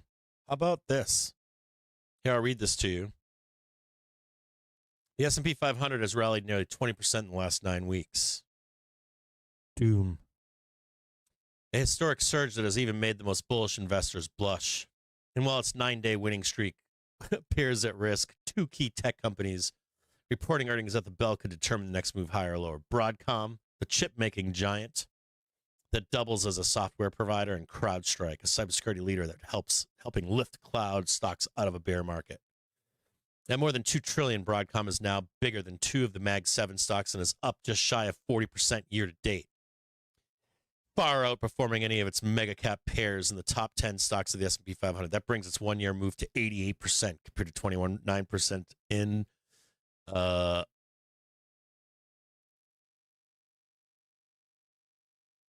hold on here. Compared to 29% in the Mag 7.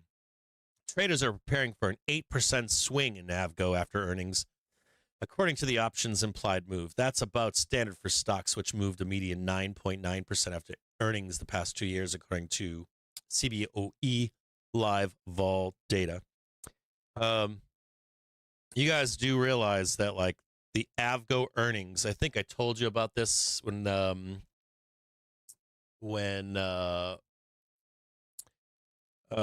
do you call it? NVDA had their earnings. If you go back in time and look at NVDA and Avgo, normally the real trade for long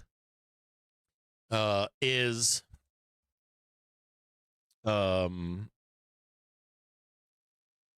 Avgo, not NVIDIA.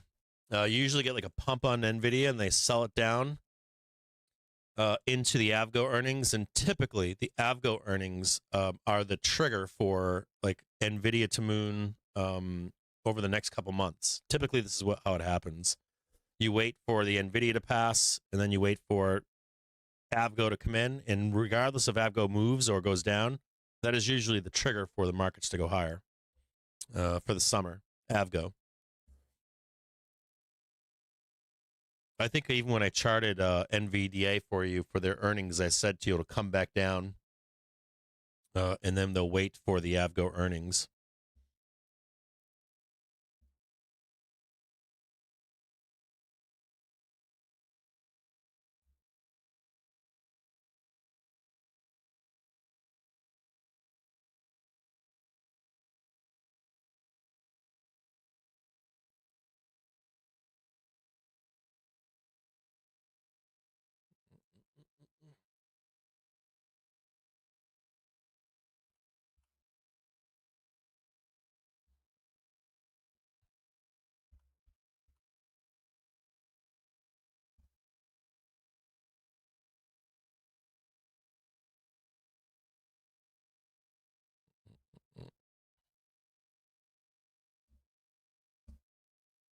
if you are a trader with us, here, I'll show you something else here. Top right. Is this NVIDIA? Just so you know, what I think happens here is I think that this goes up in a pretty significant way. If you want to see what I think, it's going like this. There, up there. It's going to be the start of the crank. I mean, of course, you're going to do the equal legs, come down and then up, but I've got this NVIDIA going all the way up. And if you want to do Avgo, you want to do Avgo real quick? Woo, baby. Woo-hee. Just bye. Shing. Swing. Up. Up.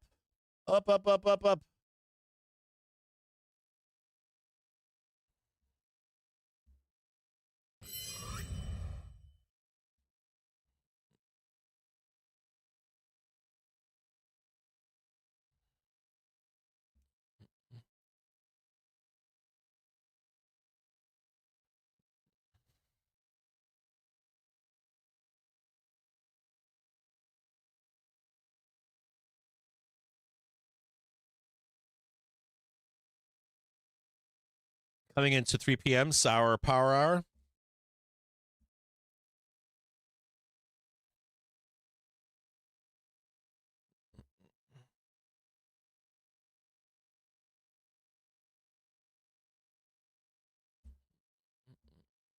Open this up here so we can see Sour Power Hour.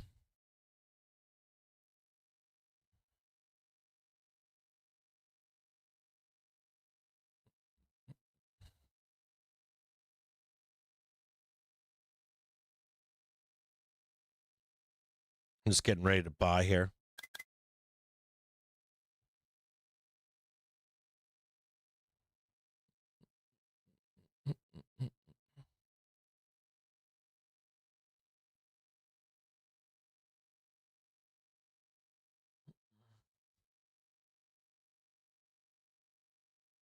According to US CENTCOM, saying that Iran claimed today that it did not attack the passenger terminal at Kuwait International Airport and damage was intended caused by a US missile interceptor is totally false, and saying that the truth is Iran struck the civilian airport with drones in a deliberate, calculated and unjustified attack.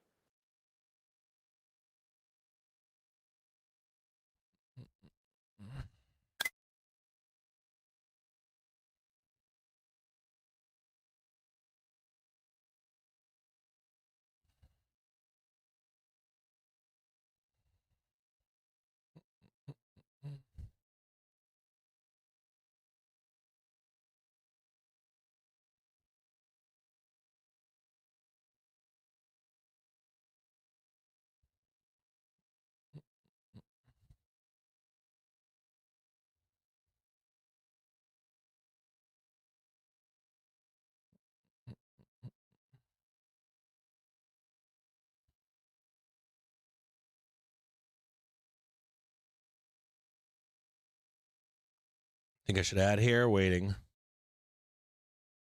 I'm gonna wait here.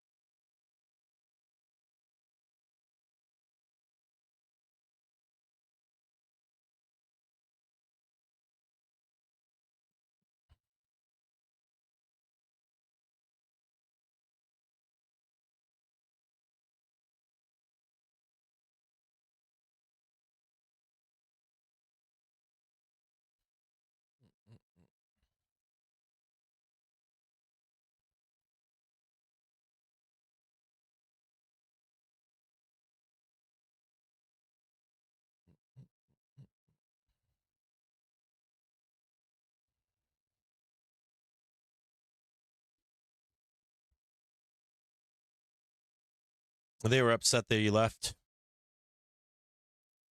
They were all crowding me, every animal. They're like, she's never coming back. I'm like, no, she'll be back. They're like, she's definitely never coming back. I'm like, we do this every day.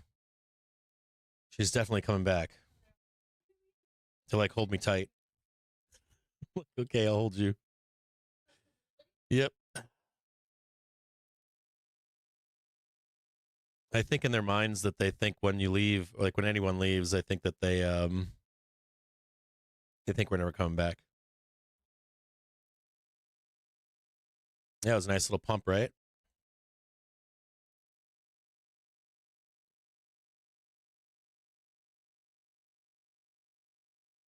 Trying to add some calls here.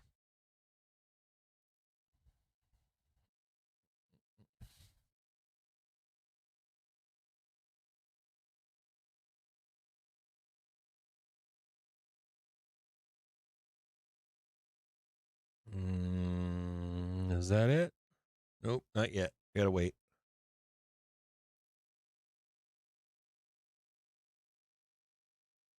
According to Iran state media, Iran targeted the US military ship hosting a control and command center approaching Iranian territorial waters in the Gulf of Oman. That's according to SNN News.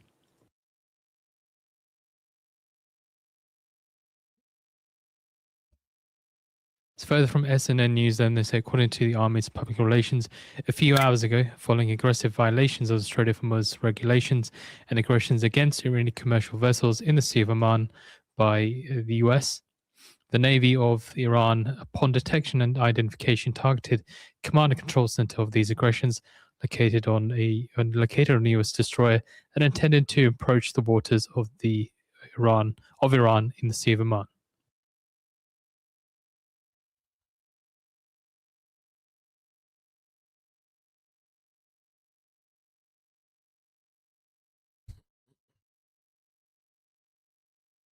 Yeah, I grabbed 10 there. I didn't say anything to you guys.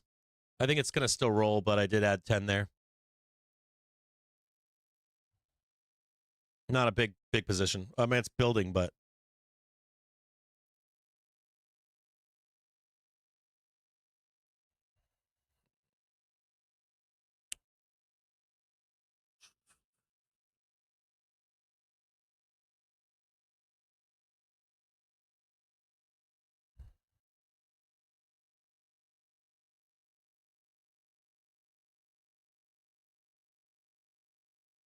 I'm scraping all the cells. Like every time we go down, it's like add 10, add another 10, add another 10, add another 10.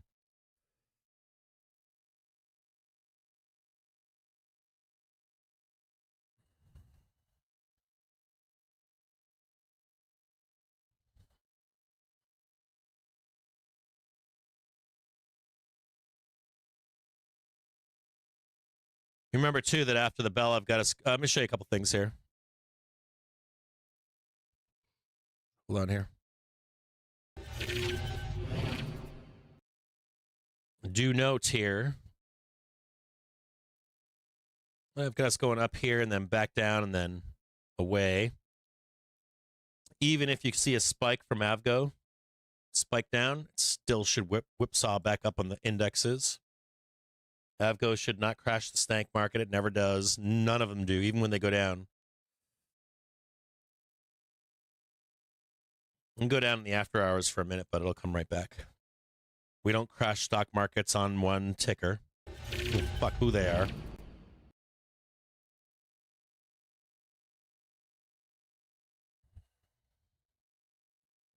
If it goes down after the bell, you just cover your eyes and come back tomorrow morning.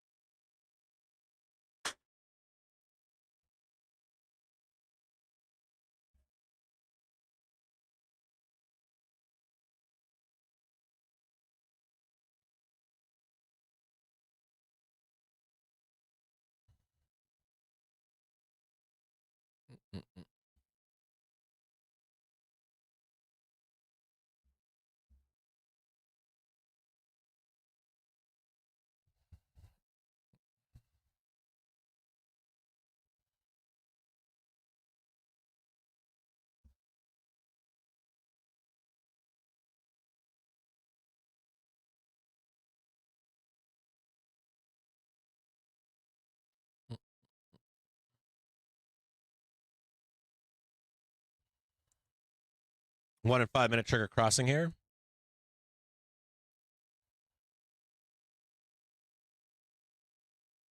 Still not closed at the moment. Close though, not quite.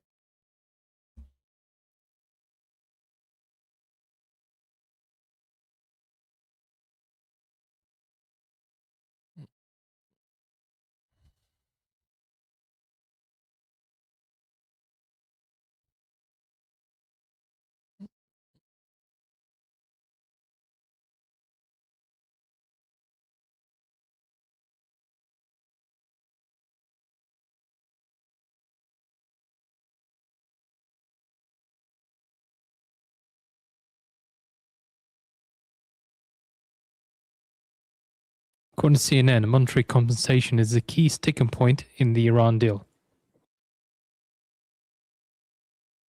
1 minute trigger crossing the 5 minute.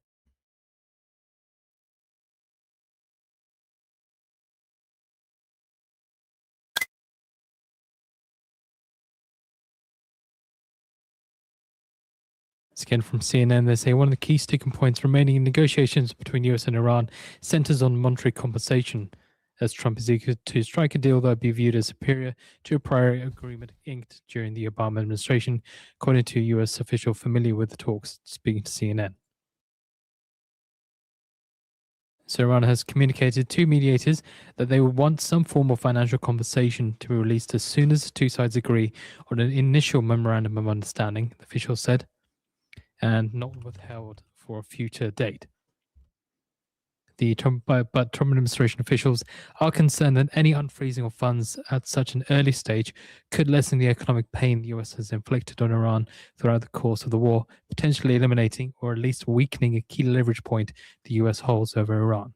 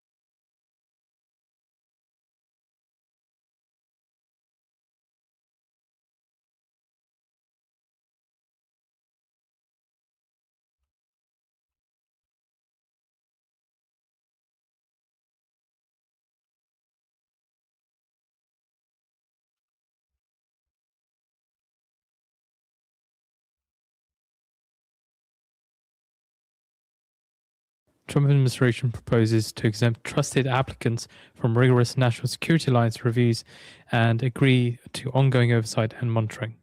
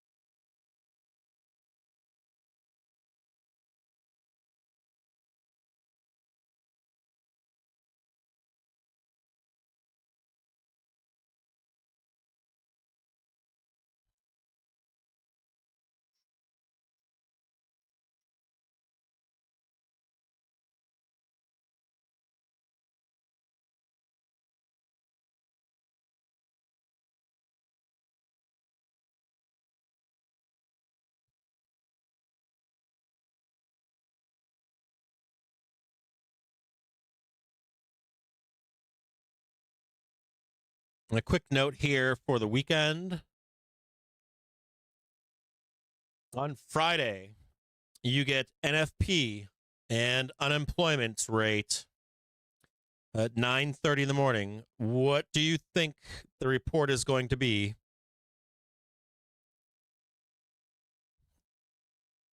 So the only real big news you have left here is, I mean, Thursday you get claims at 8:30 and Fed's daily speech, but Friday, NFP unemployment rate. I already told you what it'd be, right?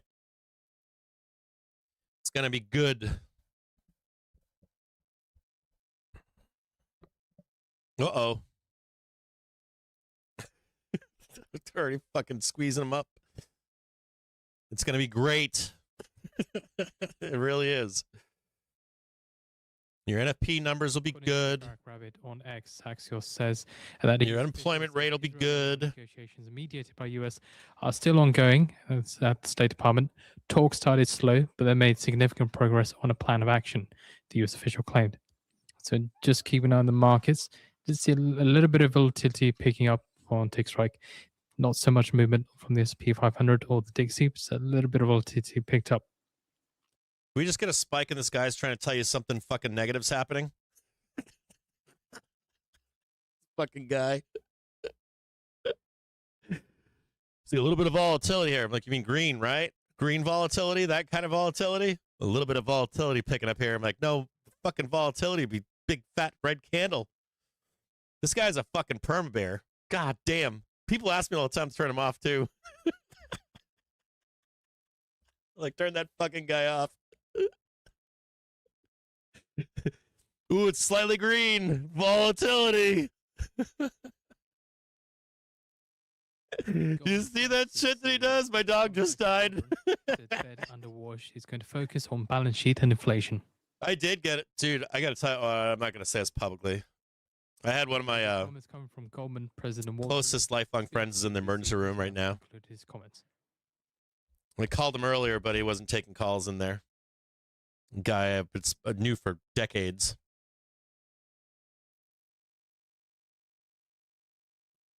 The shit they're gonna conjure up these next few days, man. Like even if it goes down, it's gonna whipsaw back up again. And like they're gonna just tell you, "Oh my God, Avgo decides the entire stock market." I'm like, wait a minute, the entire fucking stock market is based on Avgo earnings?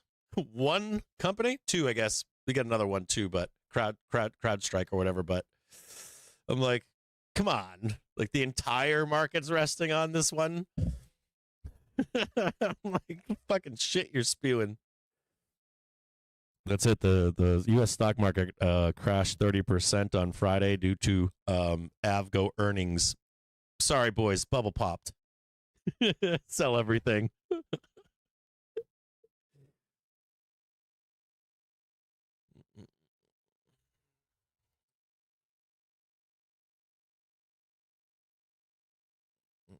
And they can literally crater it like into like tomorrow. Like Avgo could miss or beat their earnings, and even if they sold it into the ground, it would just mark the start of the ramp into July. Like that's seriously that is what will happen.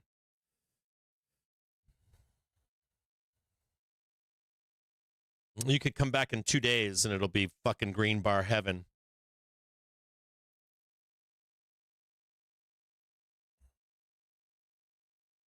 The intent is to shake you. The intent is to, it's like the cup game.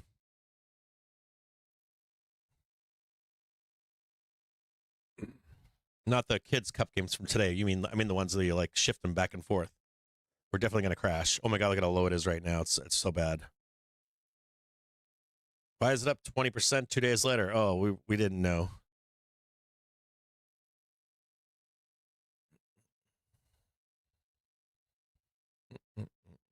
Just parked here waiting for the end of today. We've got a couple reports after the bell.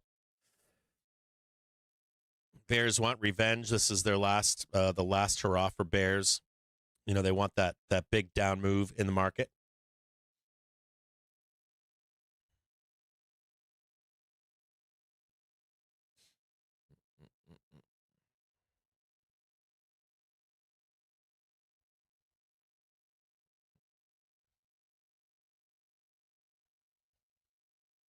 He should come on now and say his volatility with the red candle.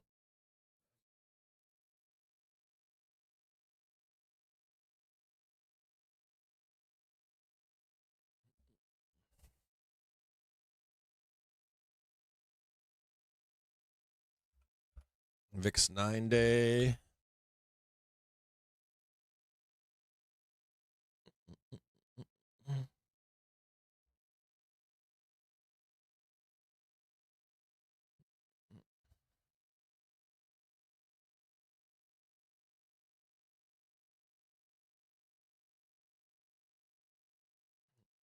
It's not really showing well, is it?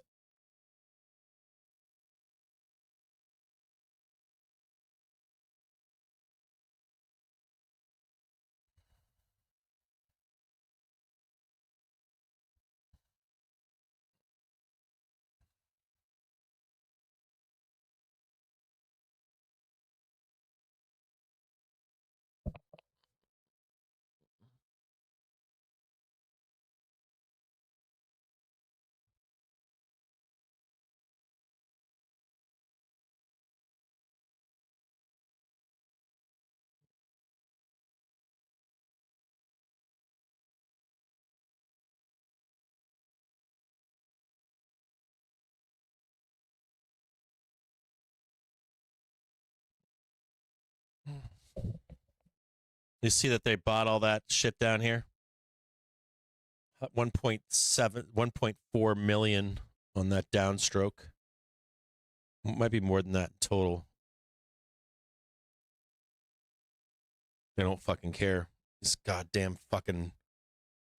bulls are insatiable.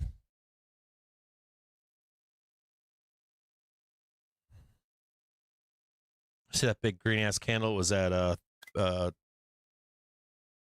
255.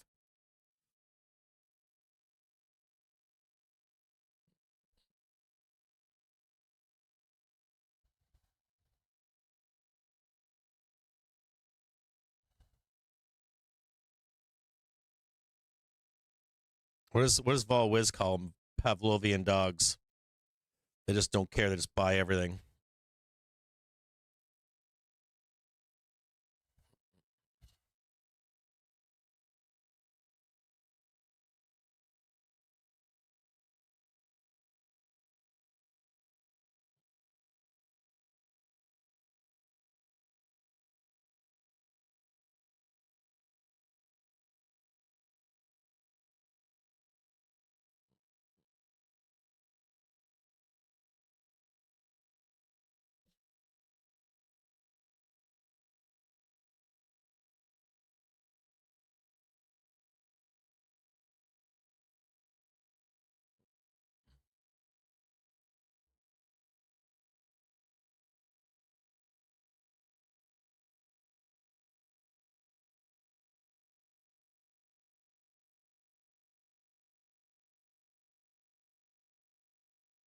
Just want to make sure I got this to buy.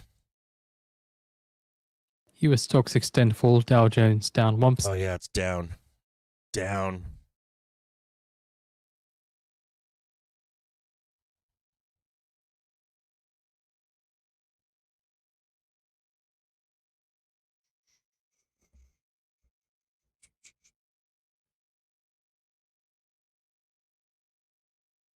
I'm about to add more here.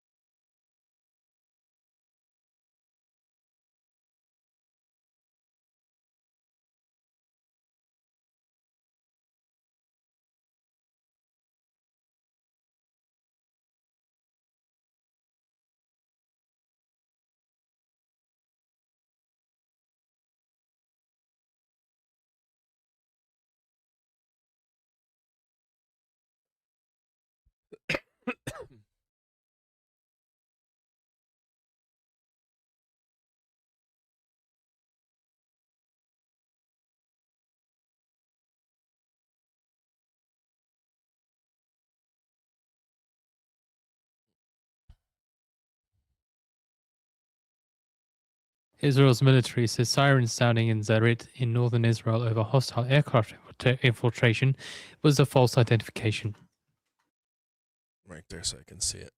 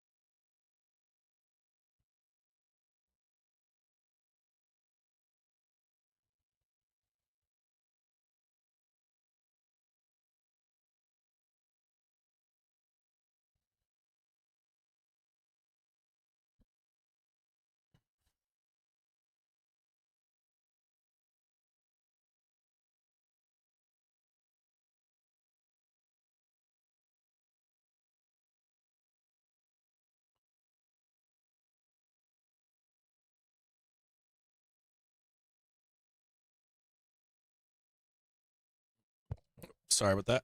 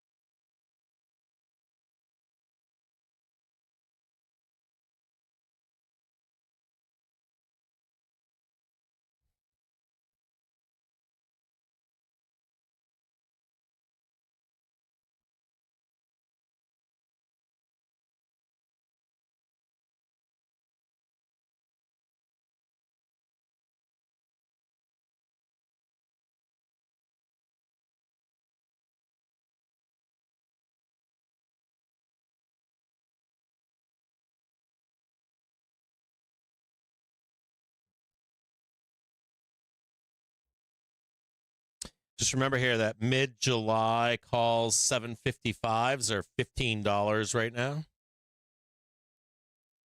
July 17th expiry.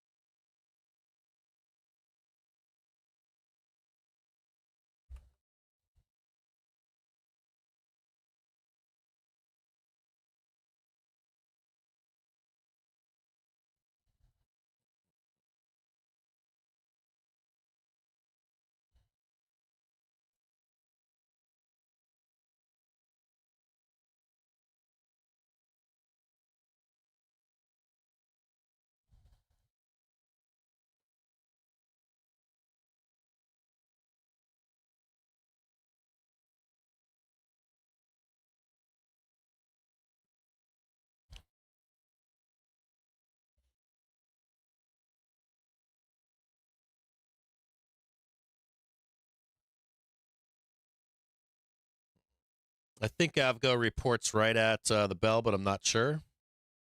From what I remember, it's right at the bell.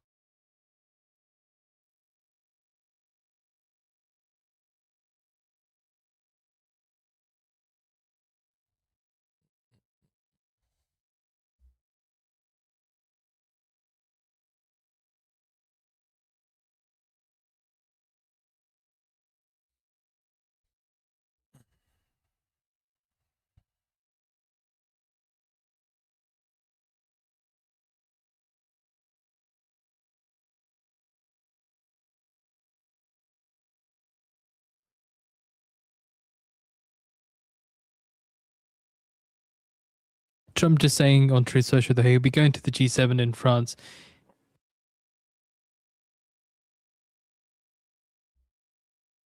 Watch out, Trump's talking on Truth Social right now. He's tweet storming, potentially.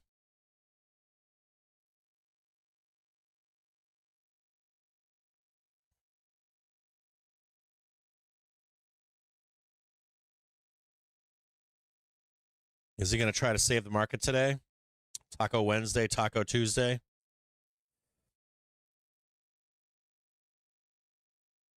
It's pretty much what taco is, right? It's the new high being put in on Monday, and then he comes back out on Tuesday, Wednesdays in the low, and he fucking stick saves.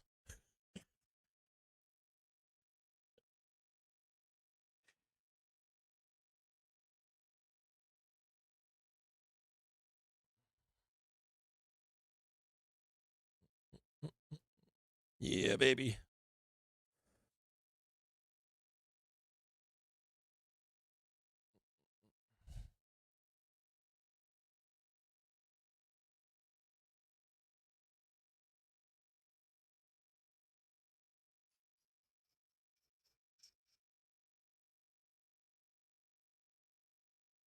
Says I'll be going to G7 in France immediately following a UFC event at the White House.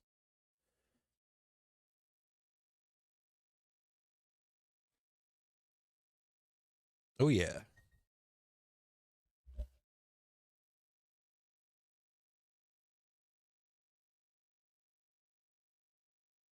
Jesus Christ, every day.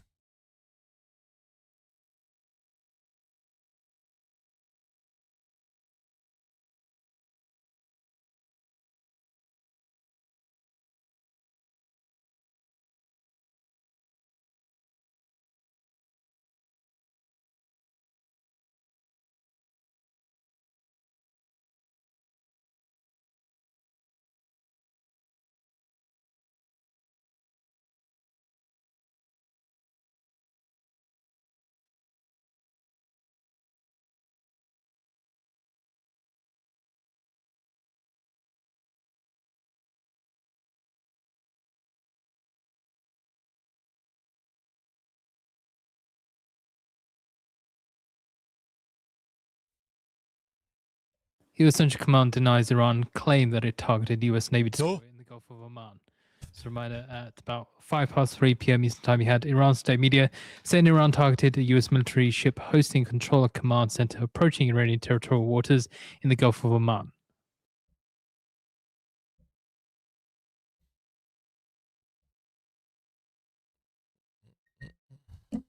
Well, there, guys. Got my wife calling me.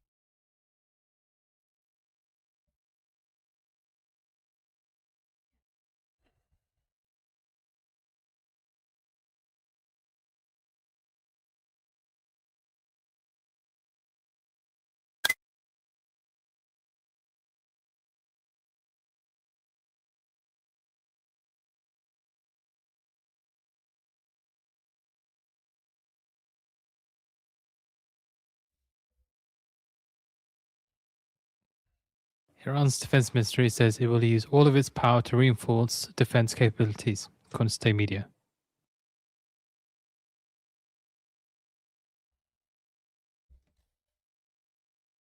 Holy Christ. Avgo's going to crash the stock market permanently. It's going to break the bubble. If all the econ data is good, then we have to get them with the stock. The stunk. It's all their fault. They forced us into crashing the market with Avgo. How about you crash Avgo and let me buy that dip too for June or July, excuse me, July 17th. Give me the discount, bro. I'll meet you on the flip side in the summertime.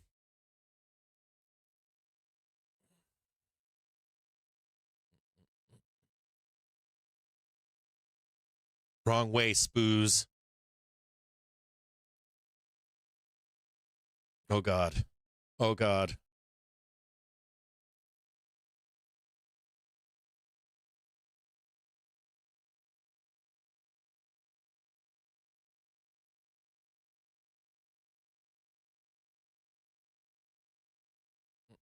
Let's watch here at the 50 mark. It's been a down day. Maybe we'll get the up move on the 50.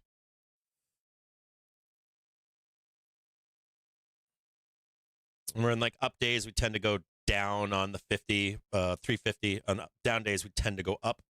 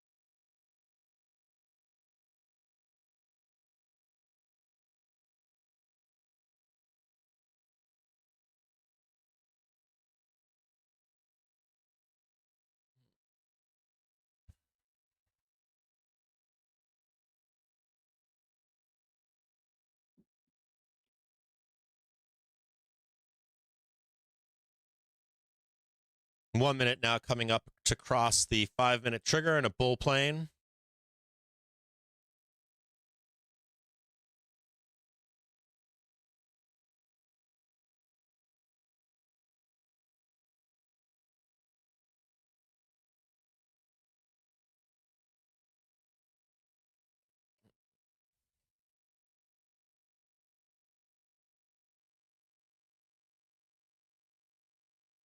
Let's check this 30-minute really quick and just see what SPY look or SPX looks like. Yeah, there's still some like SPX is pretty fucking bare. Am I the wrong one? Hold on there. Hang tight. Yeah. SPX, not SPY, but like SPX, the 30 minutes hourly velocity looks like hot shit right now. It doesn't look good.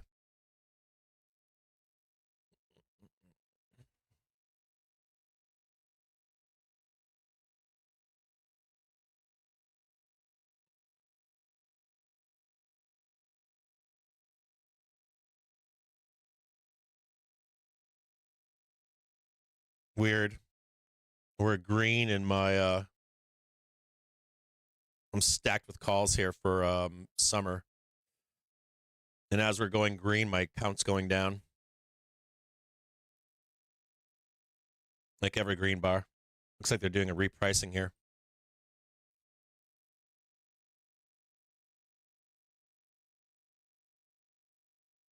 The gremlins are in the background.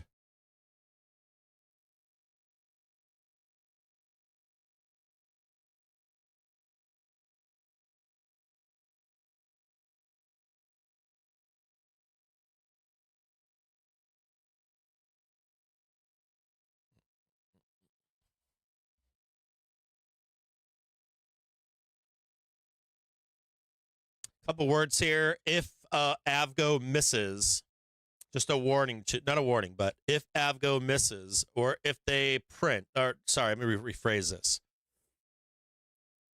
I don't care if Avgo beats or misses. I don't care. If they send Avgo to the Hurt Locker, right, tomorrow or overnight or whatever, there's two things I want you to realize.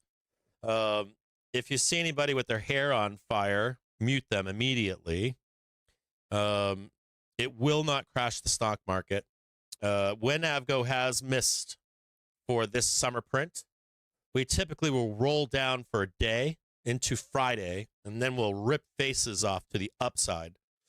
The point about this is it does not matter if they miss. It doesn't matter if they get it. The only thing that you have to remember is that if they roll it tonight, let's say they beat everything and they still roll it down, just note that you're going to come back in 2 days and it'll be ripping faces off, okay? It's more an options thing than anything else. It should still mark the summer trade either way. Just be aware of that today and tomorrow.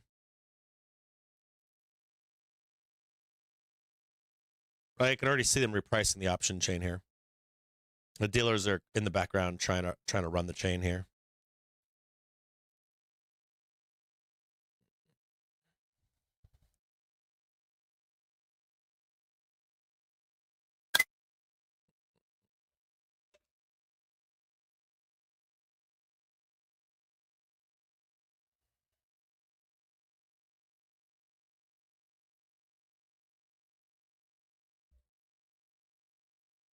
So if you see panicins tomorrow while I'm traveling, don't listen to them.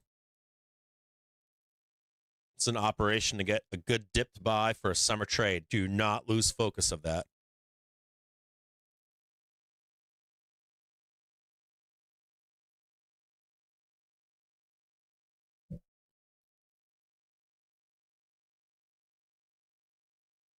You could literally throw a dart at the side of the barn and you're going to print.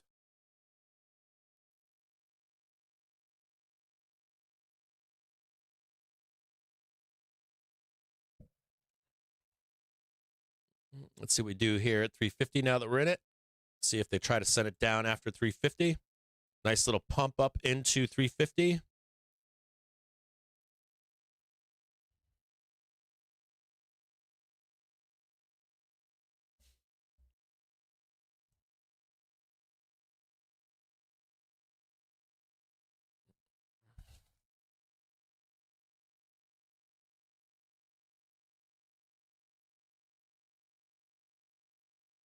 It's wild that you can throw a 350 short dated puts on the market just to pin us in here for this report. Like that's all it takes. And those things came on Monday. Isn't that wild?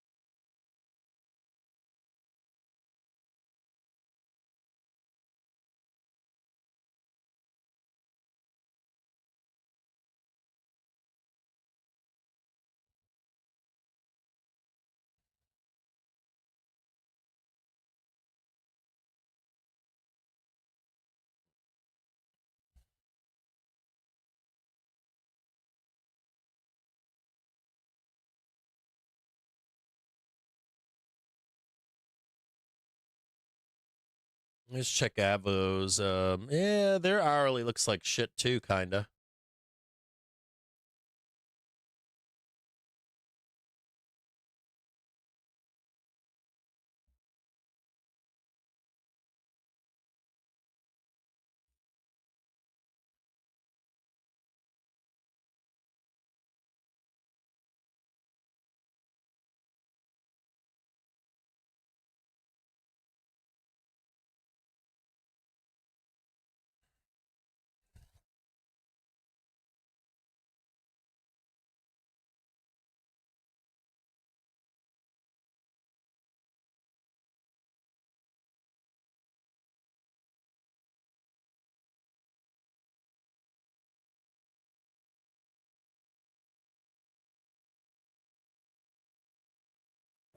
One minute ago now to give the market a close imbalance data.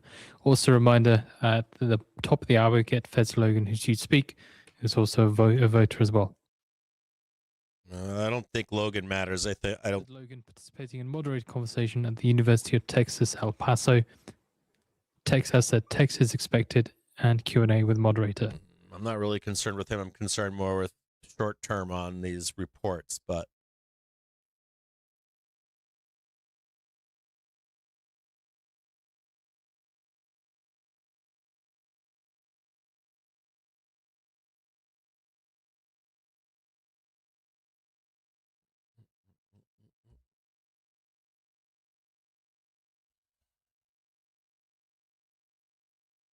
Ten seconds.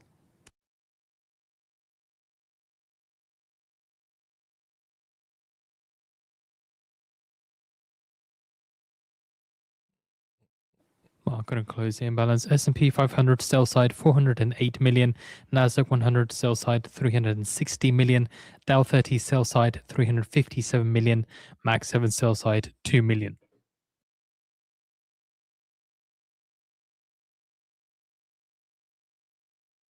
I think that might have matched the buy at 3 p.m.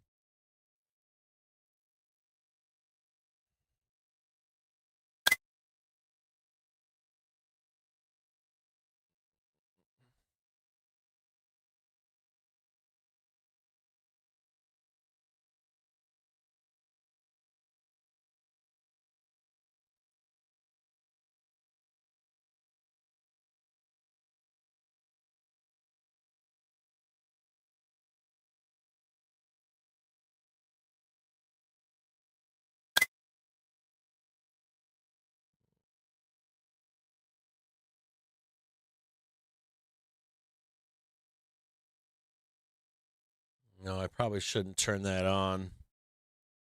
I got Fed's Logan's speech here, but I'd rather listen to the reports after the bell.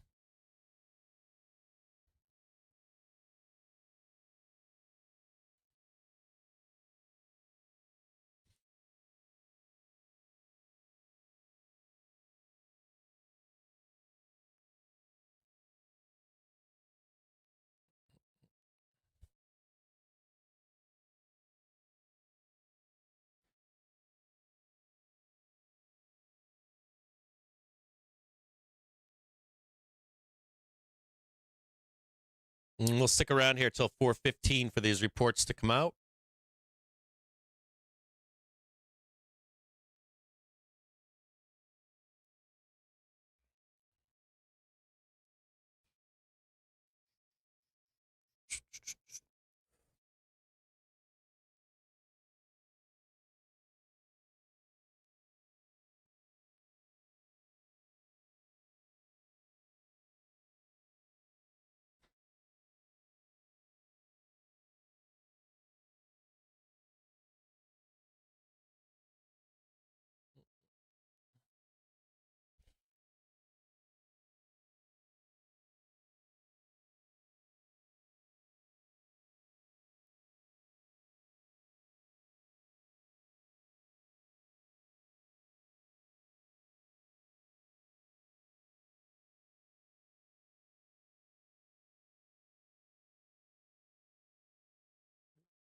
MOC top 5 buys.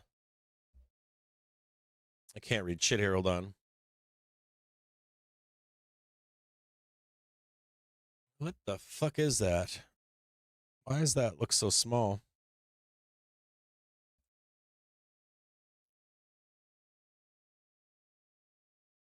Sorry, I'm going blind here. I'm an old man now.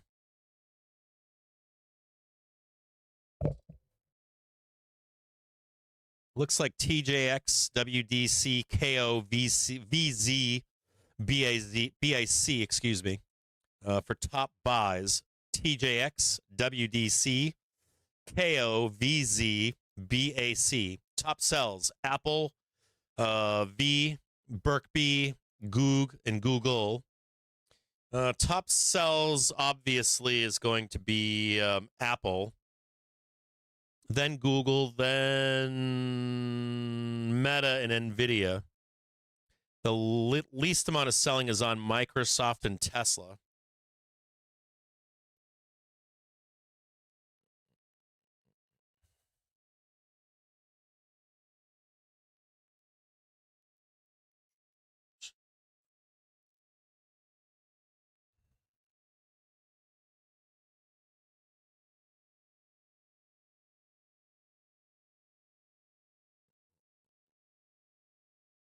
A note that Avgo's 30-minute hourly velo is bearish right now.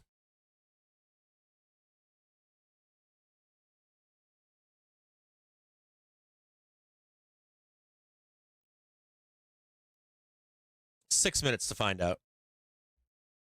If you want to short Avgo, if you're going to try to short it, try to do it in futures in case we recover by open. They don't really need it to go down. They just need it to not print.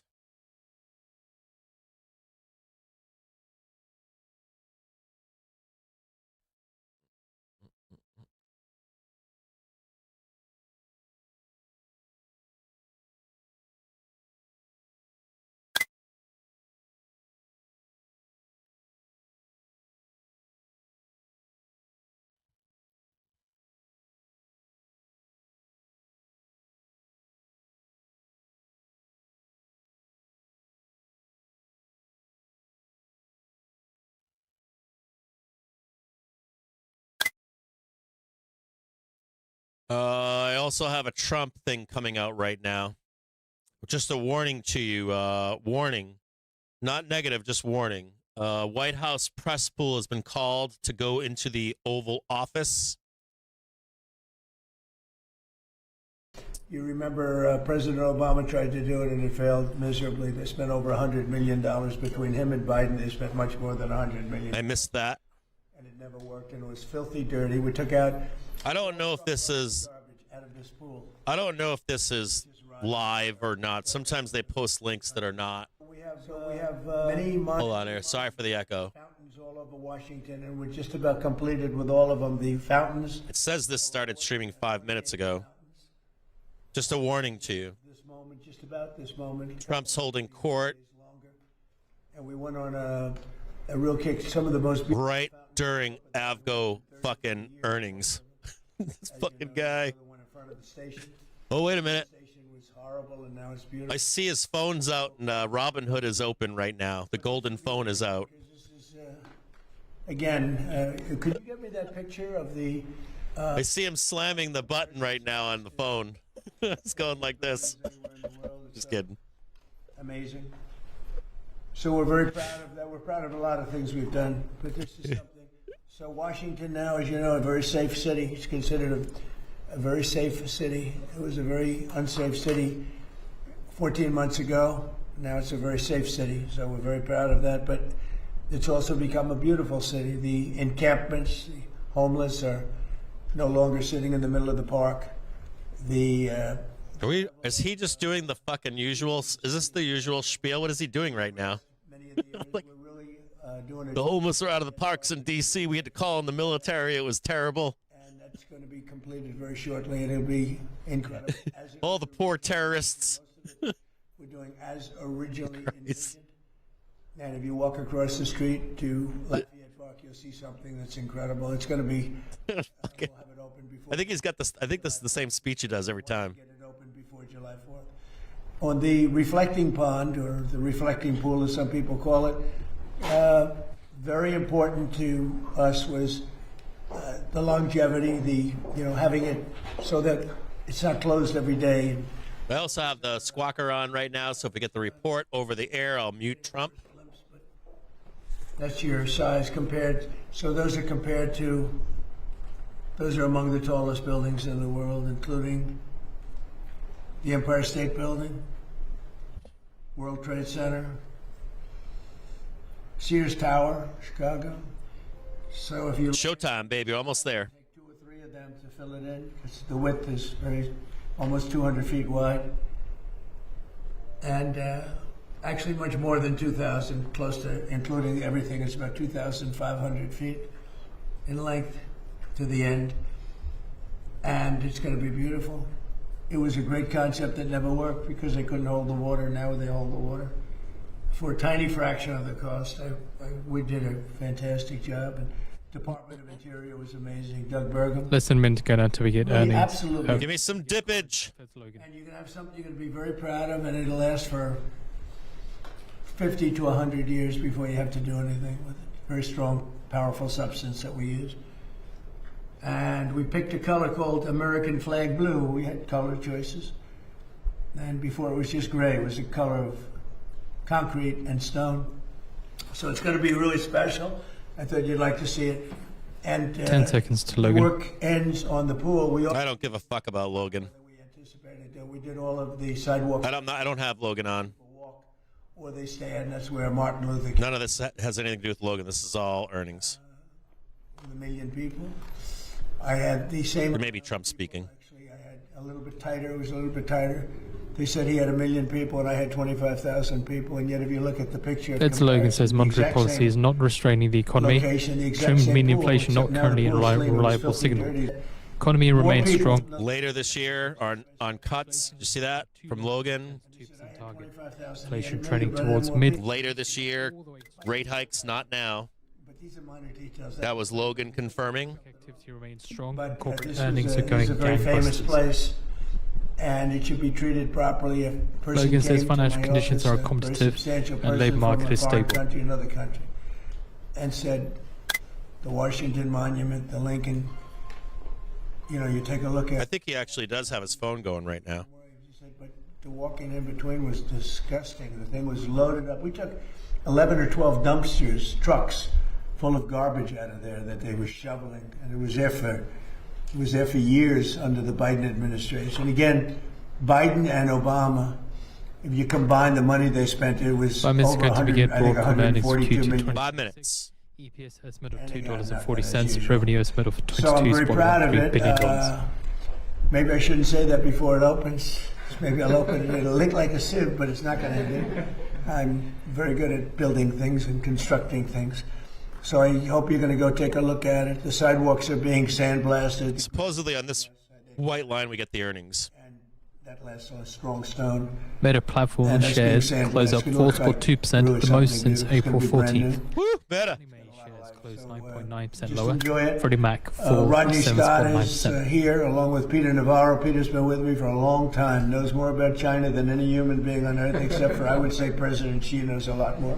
Give me a dip after the bells. Get to a quick rip to the downside. And certainly having to do with trade, and but they're here to talk about something else. And Rodney, if you would, please. Sure. So we're talking about rolling out a customs EO. Why is that important? Basically, it's America first in the trade environment, like we've been doing on the border. People are used to the illegal immigration, the narcotics. We've locked that down. This is literally taking the same principles and applying them to trade to protect American industry. Different countries and different people are undercutting our import-export rules, the tariffs, to literally undermine American businesses. And we're going to put a stop to it in the same way. We are going to increase the amount of data we have so that we can actually make conscious decisions about who and what comes into this country.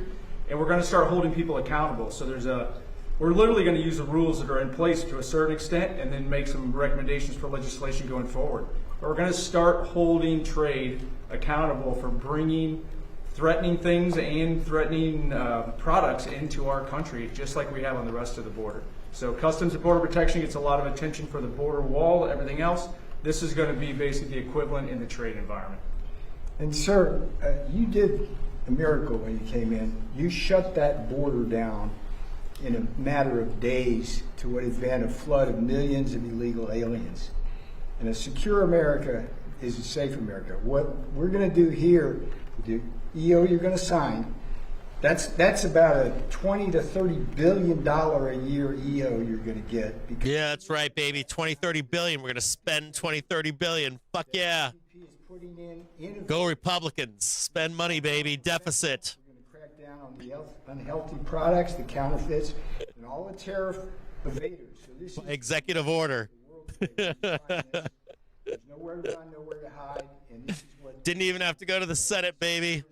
Fucking Christ. not just physically, but in terms of trade. New customs. Spend, spend, spend. Gonna have to be a broad- Oh, here we go. Ready? Thank you, Peter. You know, we had millions of people pouring Reminder, through our there is border. a Q&A with And Fred when I got Logan. here, The video is and it happened completely watched. twice, but Come on. One more minute. easier 'cause it was Send it to the depths of hell. in 2016, we had a bad Crash the stock market. Please. Pretty quickly, we made it very good. We started the wall. I built over 1,000 miles of wall. Without that, you could have never done it, no matter how good you do. The wall has been, remember the Democrats, I call them. We're watching Avgo here in the background. The wall doesn't do anything. I said, no. Walls work. Two things. Everything else is obsolete. It gets obsolete quickly. Two things, wheels and walls. They've been here for a long time. A wheel and a wall, you'll always... Avgo a little perky right now. The computer's going to be obsolete about 2 days after you buy it. But wheels and walls, they work. And we built an incredible wall that stretches more than 1,000. It's kind of comical. I'm looking at Avgo right now. Their full down move this morning was 4.76%. We need some additional wall in certain areas. But we had millions of people, 25 million people. I think it's more than that, but 25 million people. Avgo climbing higher right now. Years, the Biden disasters.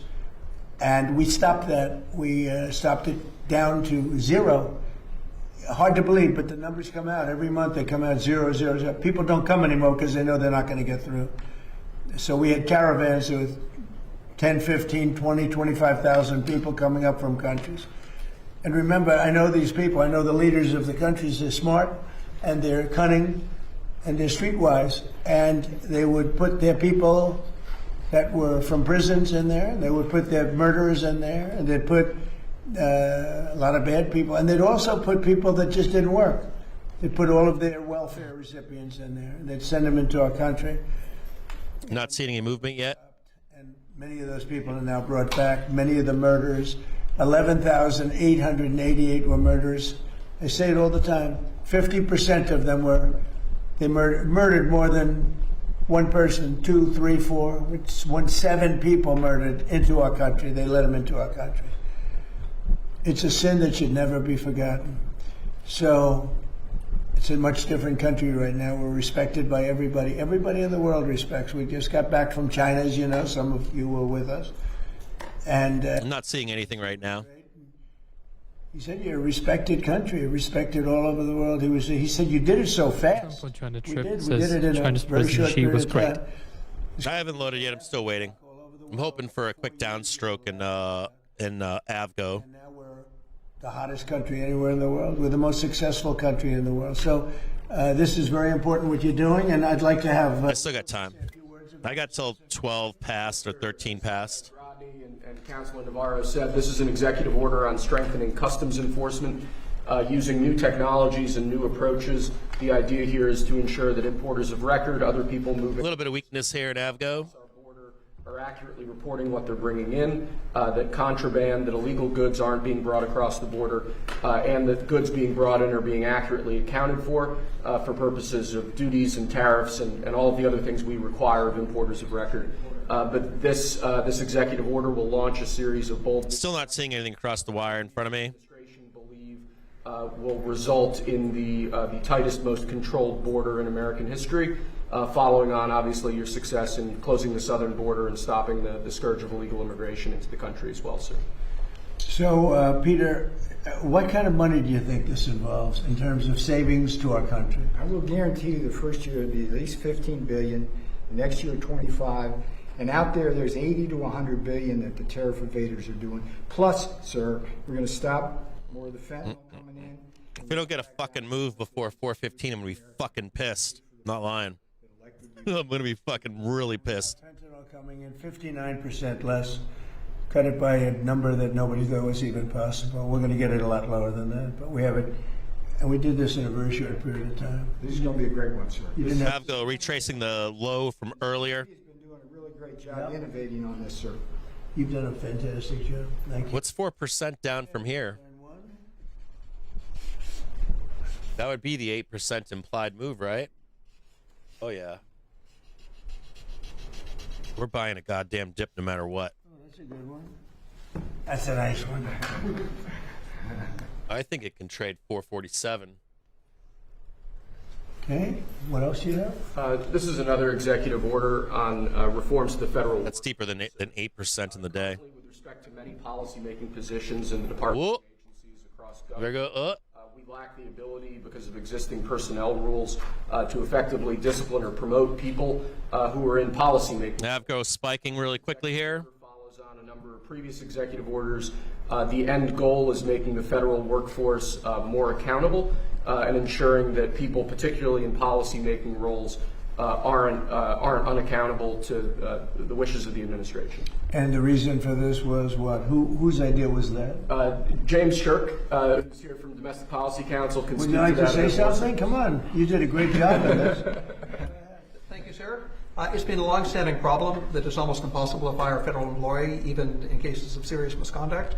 And as a result, if you have employees who are trying to undermine the wishes of the American people by pushing their own agenda or just incompetent at what they're doing, agencies have a long-standing difficult time getting rid of them. Not seeing anything on Avgo here. Senior policy influencing role where you're controlling the policies of the entire agency. I'm gonna end up having to add at this close here. Those employees like private sector If workers. I can't get a fucking downstroke into this 415 bullshit. I was hoping for what I was hoping for was like a quick downstroke down here and then grab it for July or for middle of July. He's like, They're not giving me the fucking. you couldn't have done that any better. Were you nervous? A little. Thank you, sir. Still haven't given up the day over here. About either one? What about you? Come on up. Come on. Can you top him? You don't have to. Thank you very much. Great job. Go ahead, please.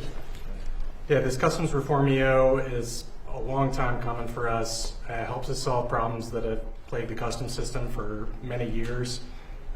We've had a system where people have basically been able to hide behind shell companies. They move from one to the next, and then we can't go after them. This EO really enables us to crack down and hold people accountable. It's so important. I know you took it so seriously. See how serious they are? I mean, there's a love of the country. This isn't like normal stuff. These are the smartest people in the world. They can do anything they want. They can have any job. And they love this country. They just want to be here. And they hate what you saw. And you fixed it. Thank you very much. All of you. Anybody else? Anybody? Only if you want. I'm not going to call anybody. I got 4 minutes to make a decision here. You well, right? I don't know if you These assholes are waiting until the close. Great job, fellas.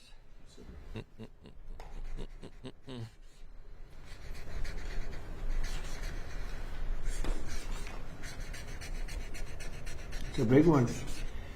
Okay, thank you. Pulitzer Prize winner over there. I got the great Pulitzer Prize I winner. think I'm going to add anyways here.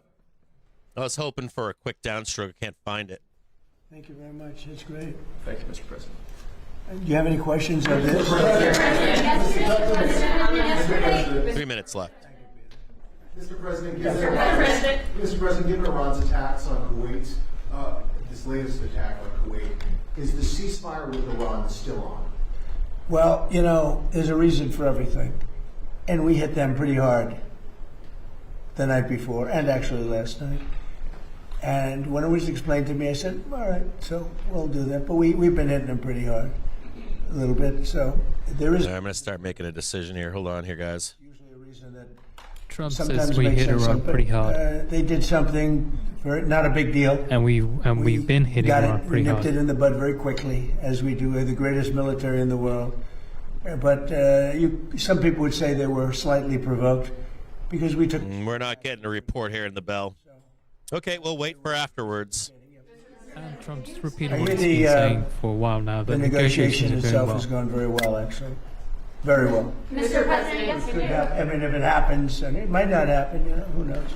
But if it happens, it could happen like over the weekend. All right, I gotta go. I'm trying to stick around to see if this could happen, but it looks like they're not gonna fucking do this, man.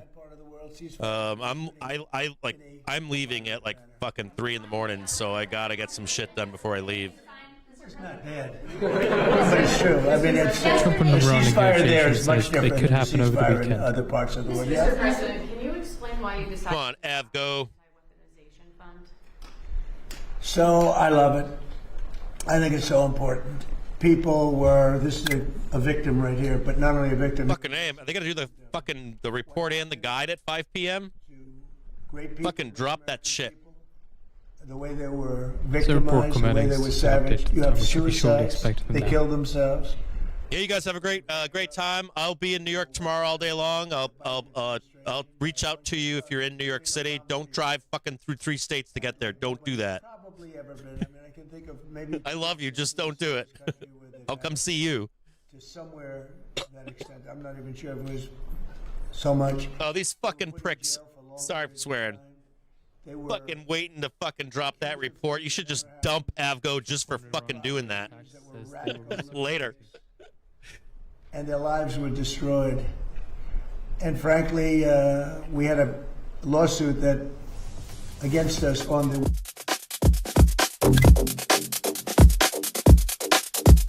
I can't fucking believe that you couldn't get a fucking report by fucking whatever. $2.44. The beat on the estimate of $2.39. Adjusted net revenue $22.19 billion. Beat on the estimate of $22.13 billion.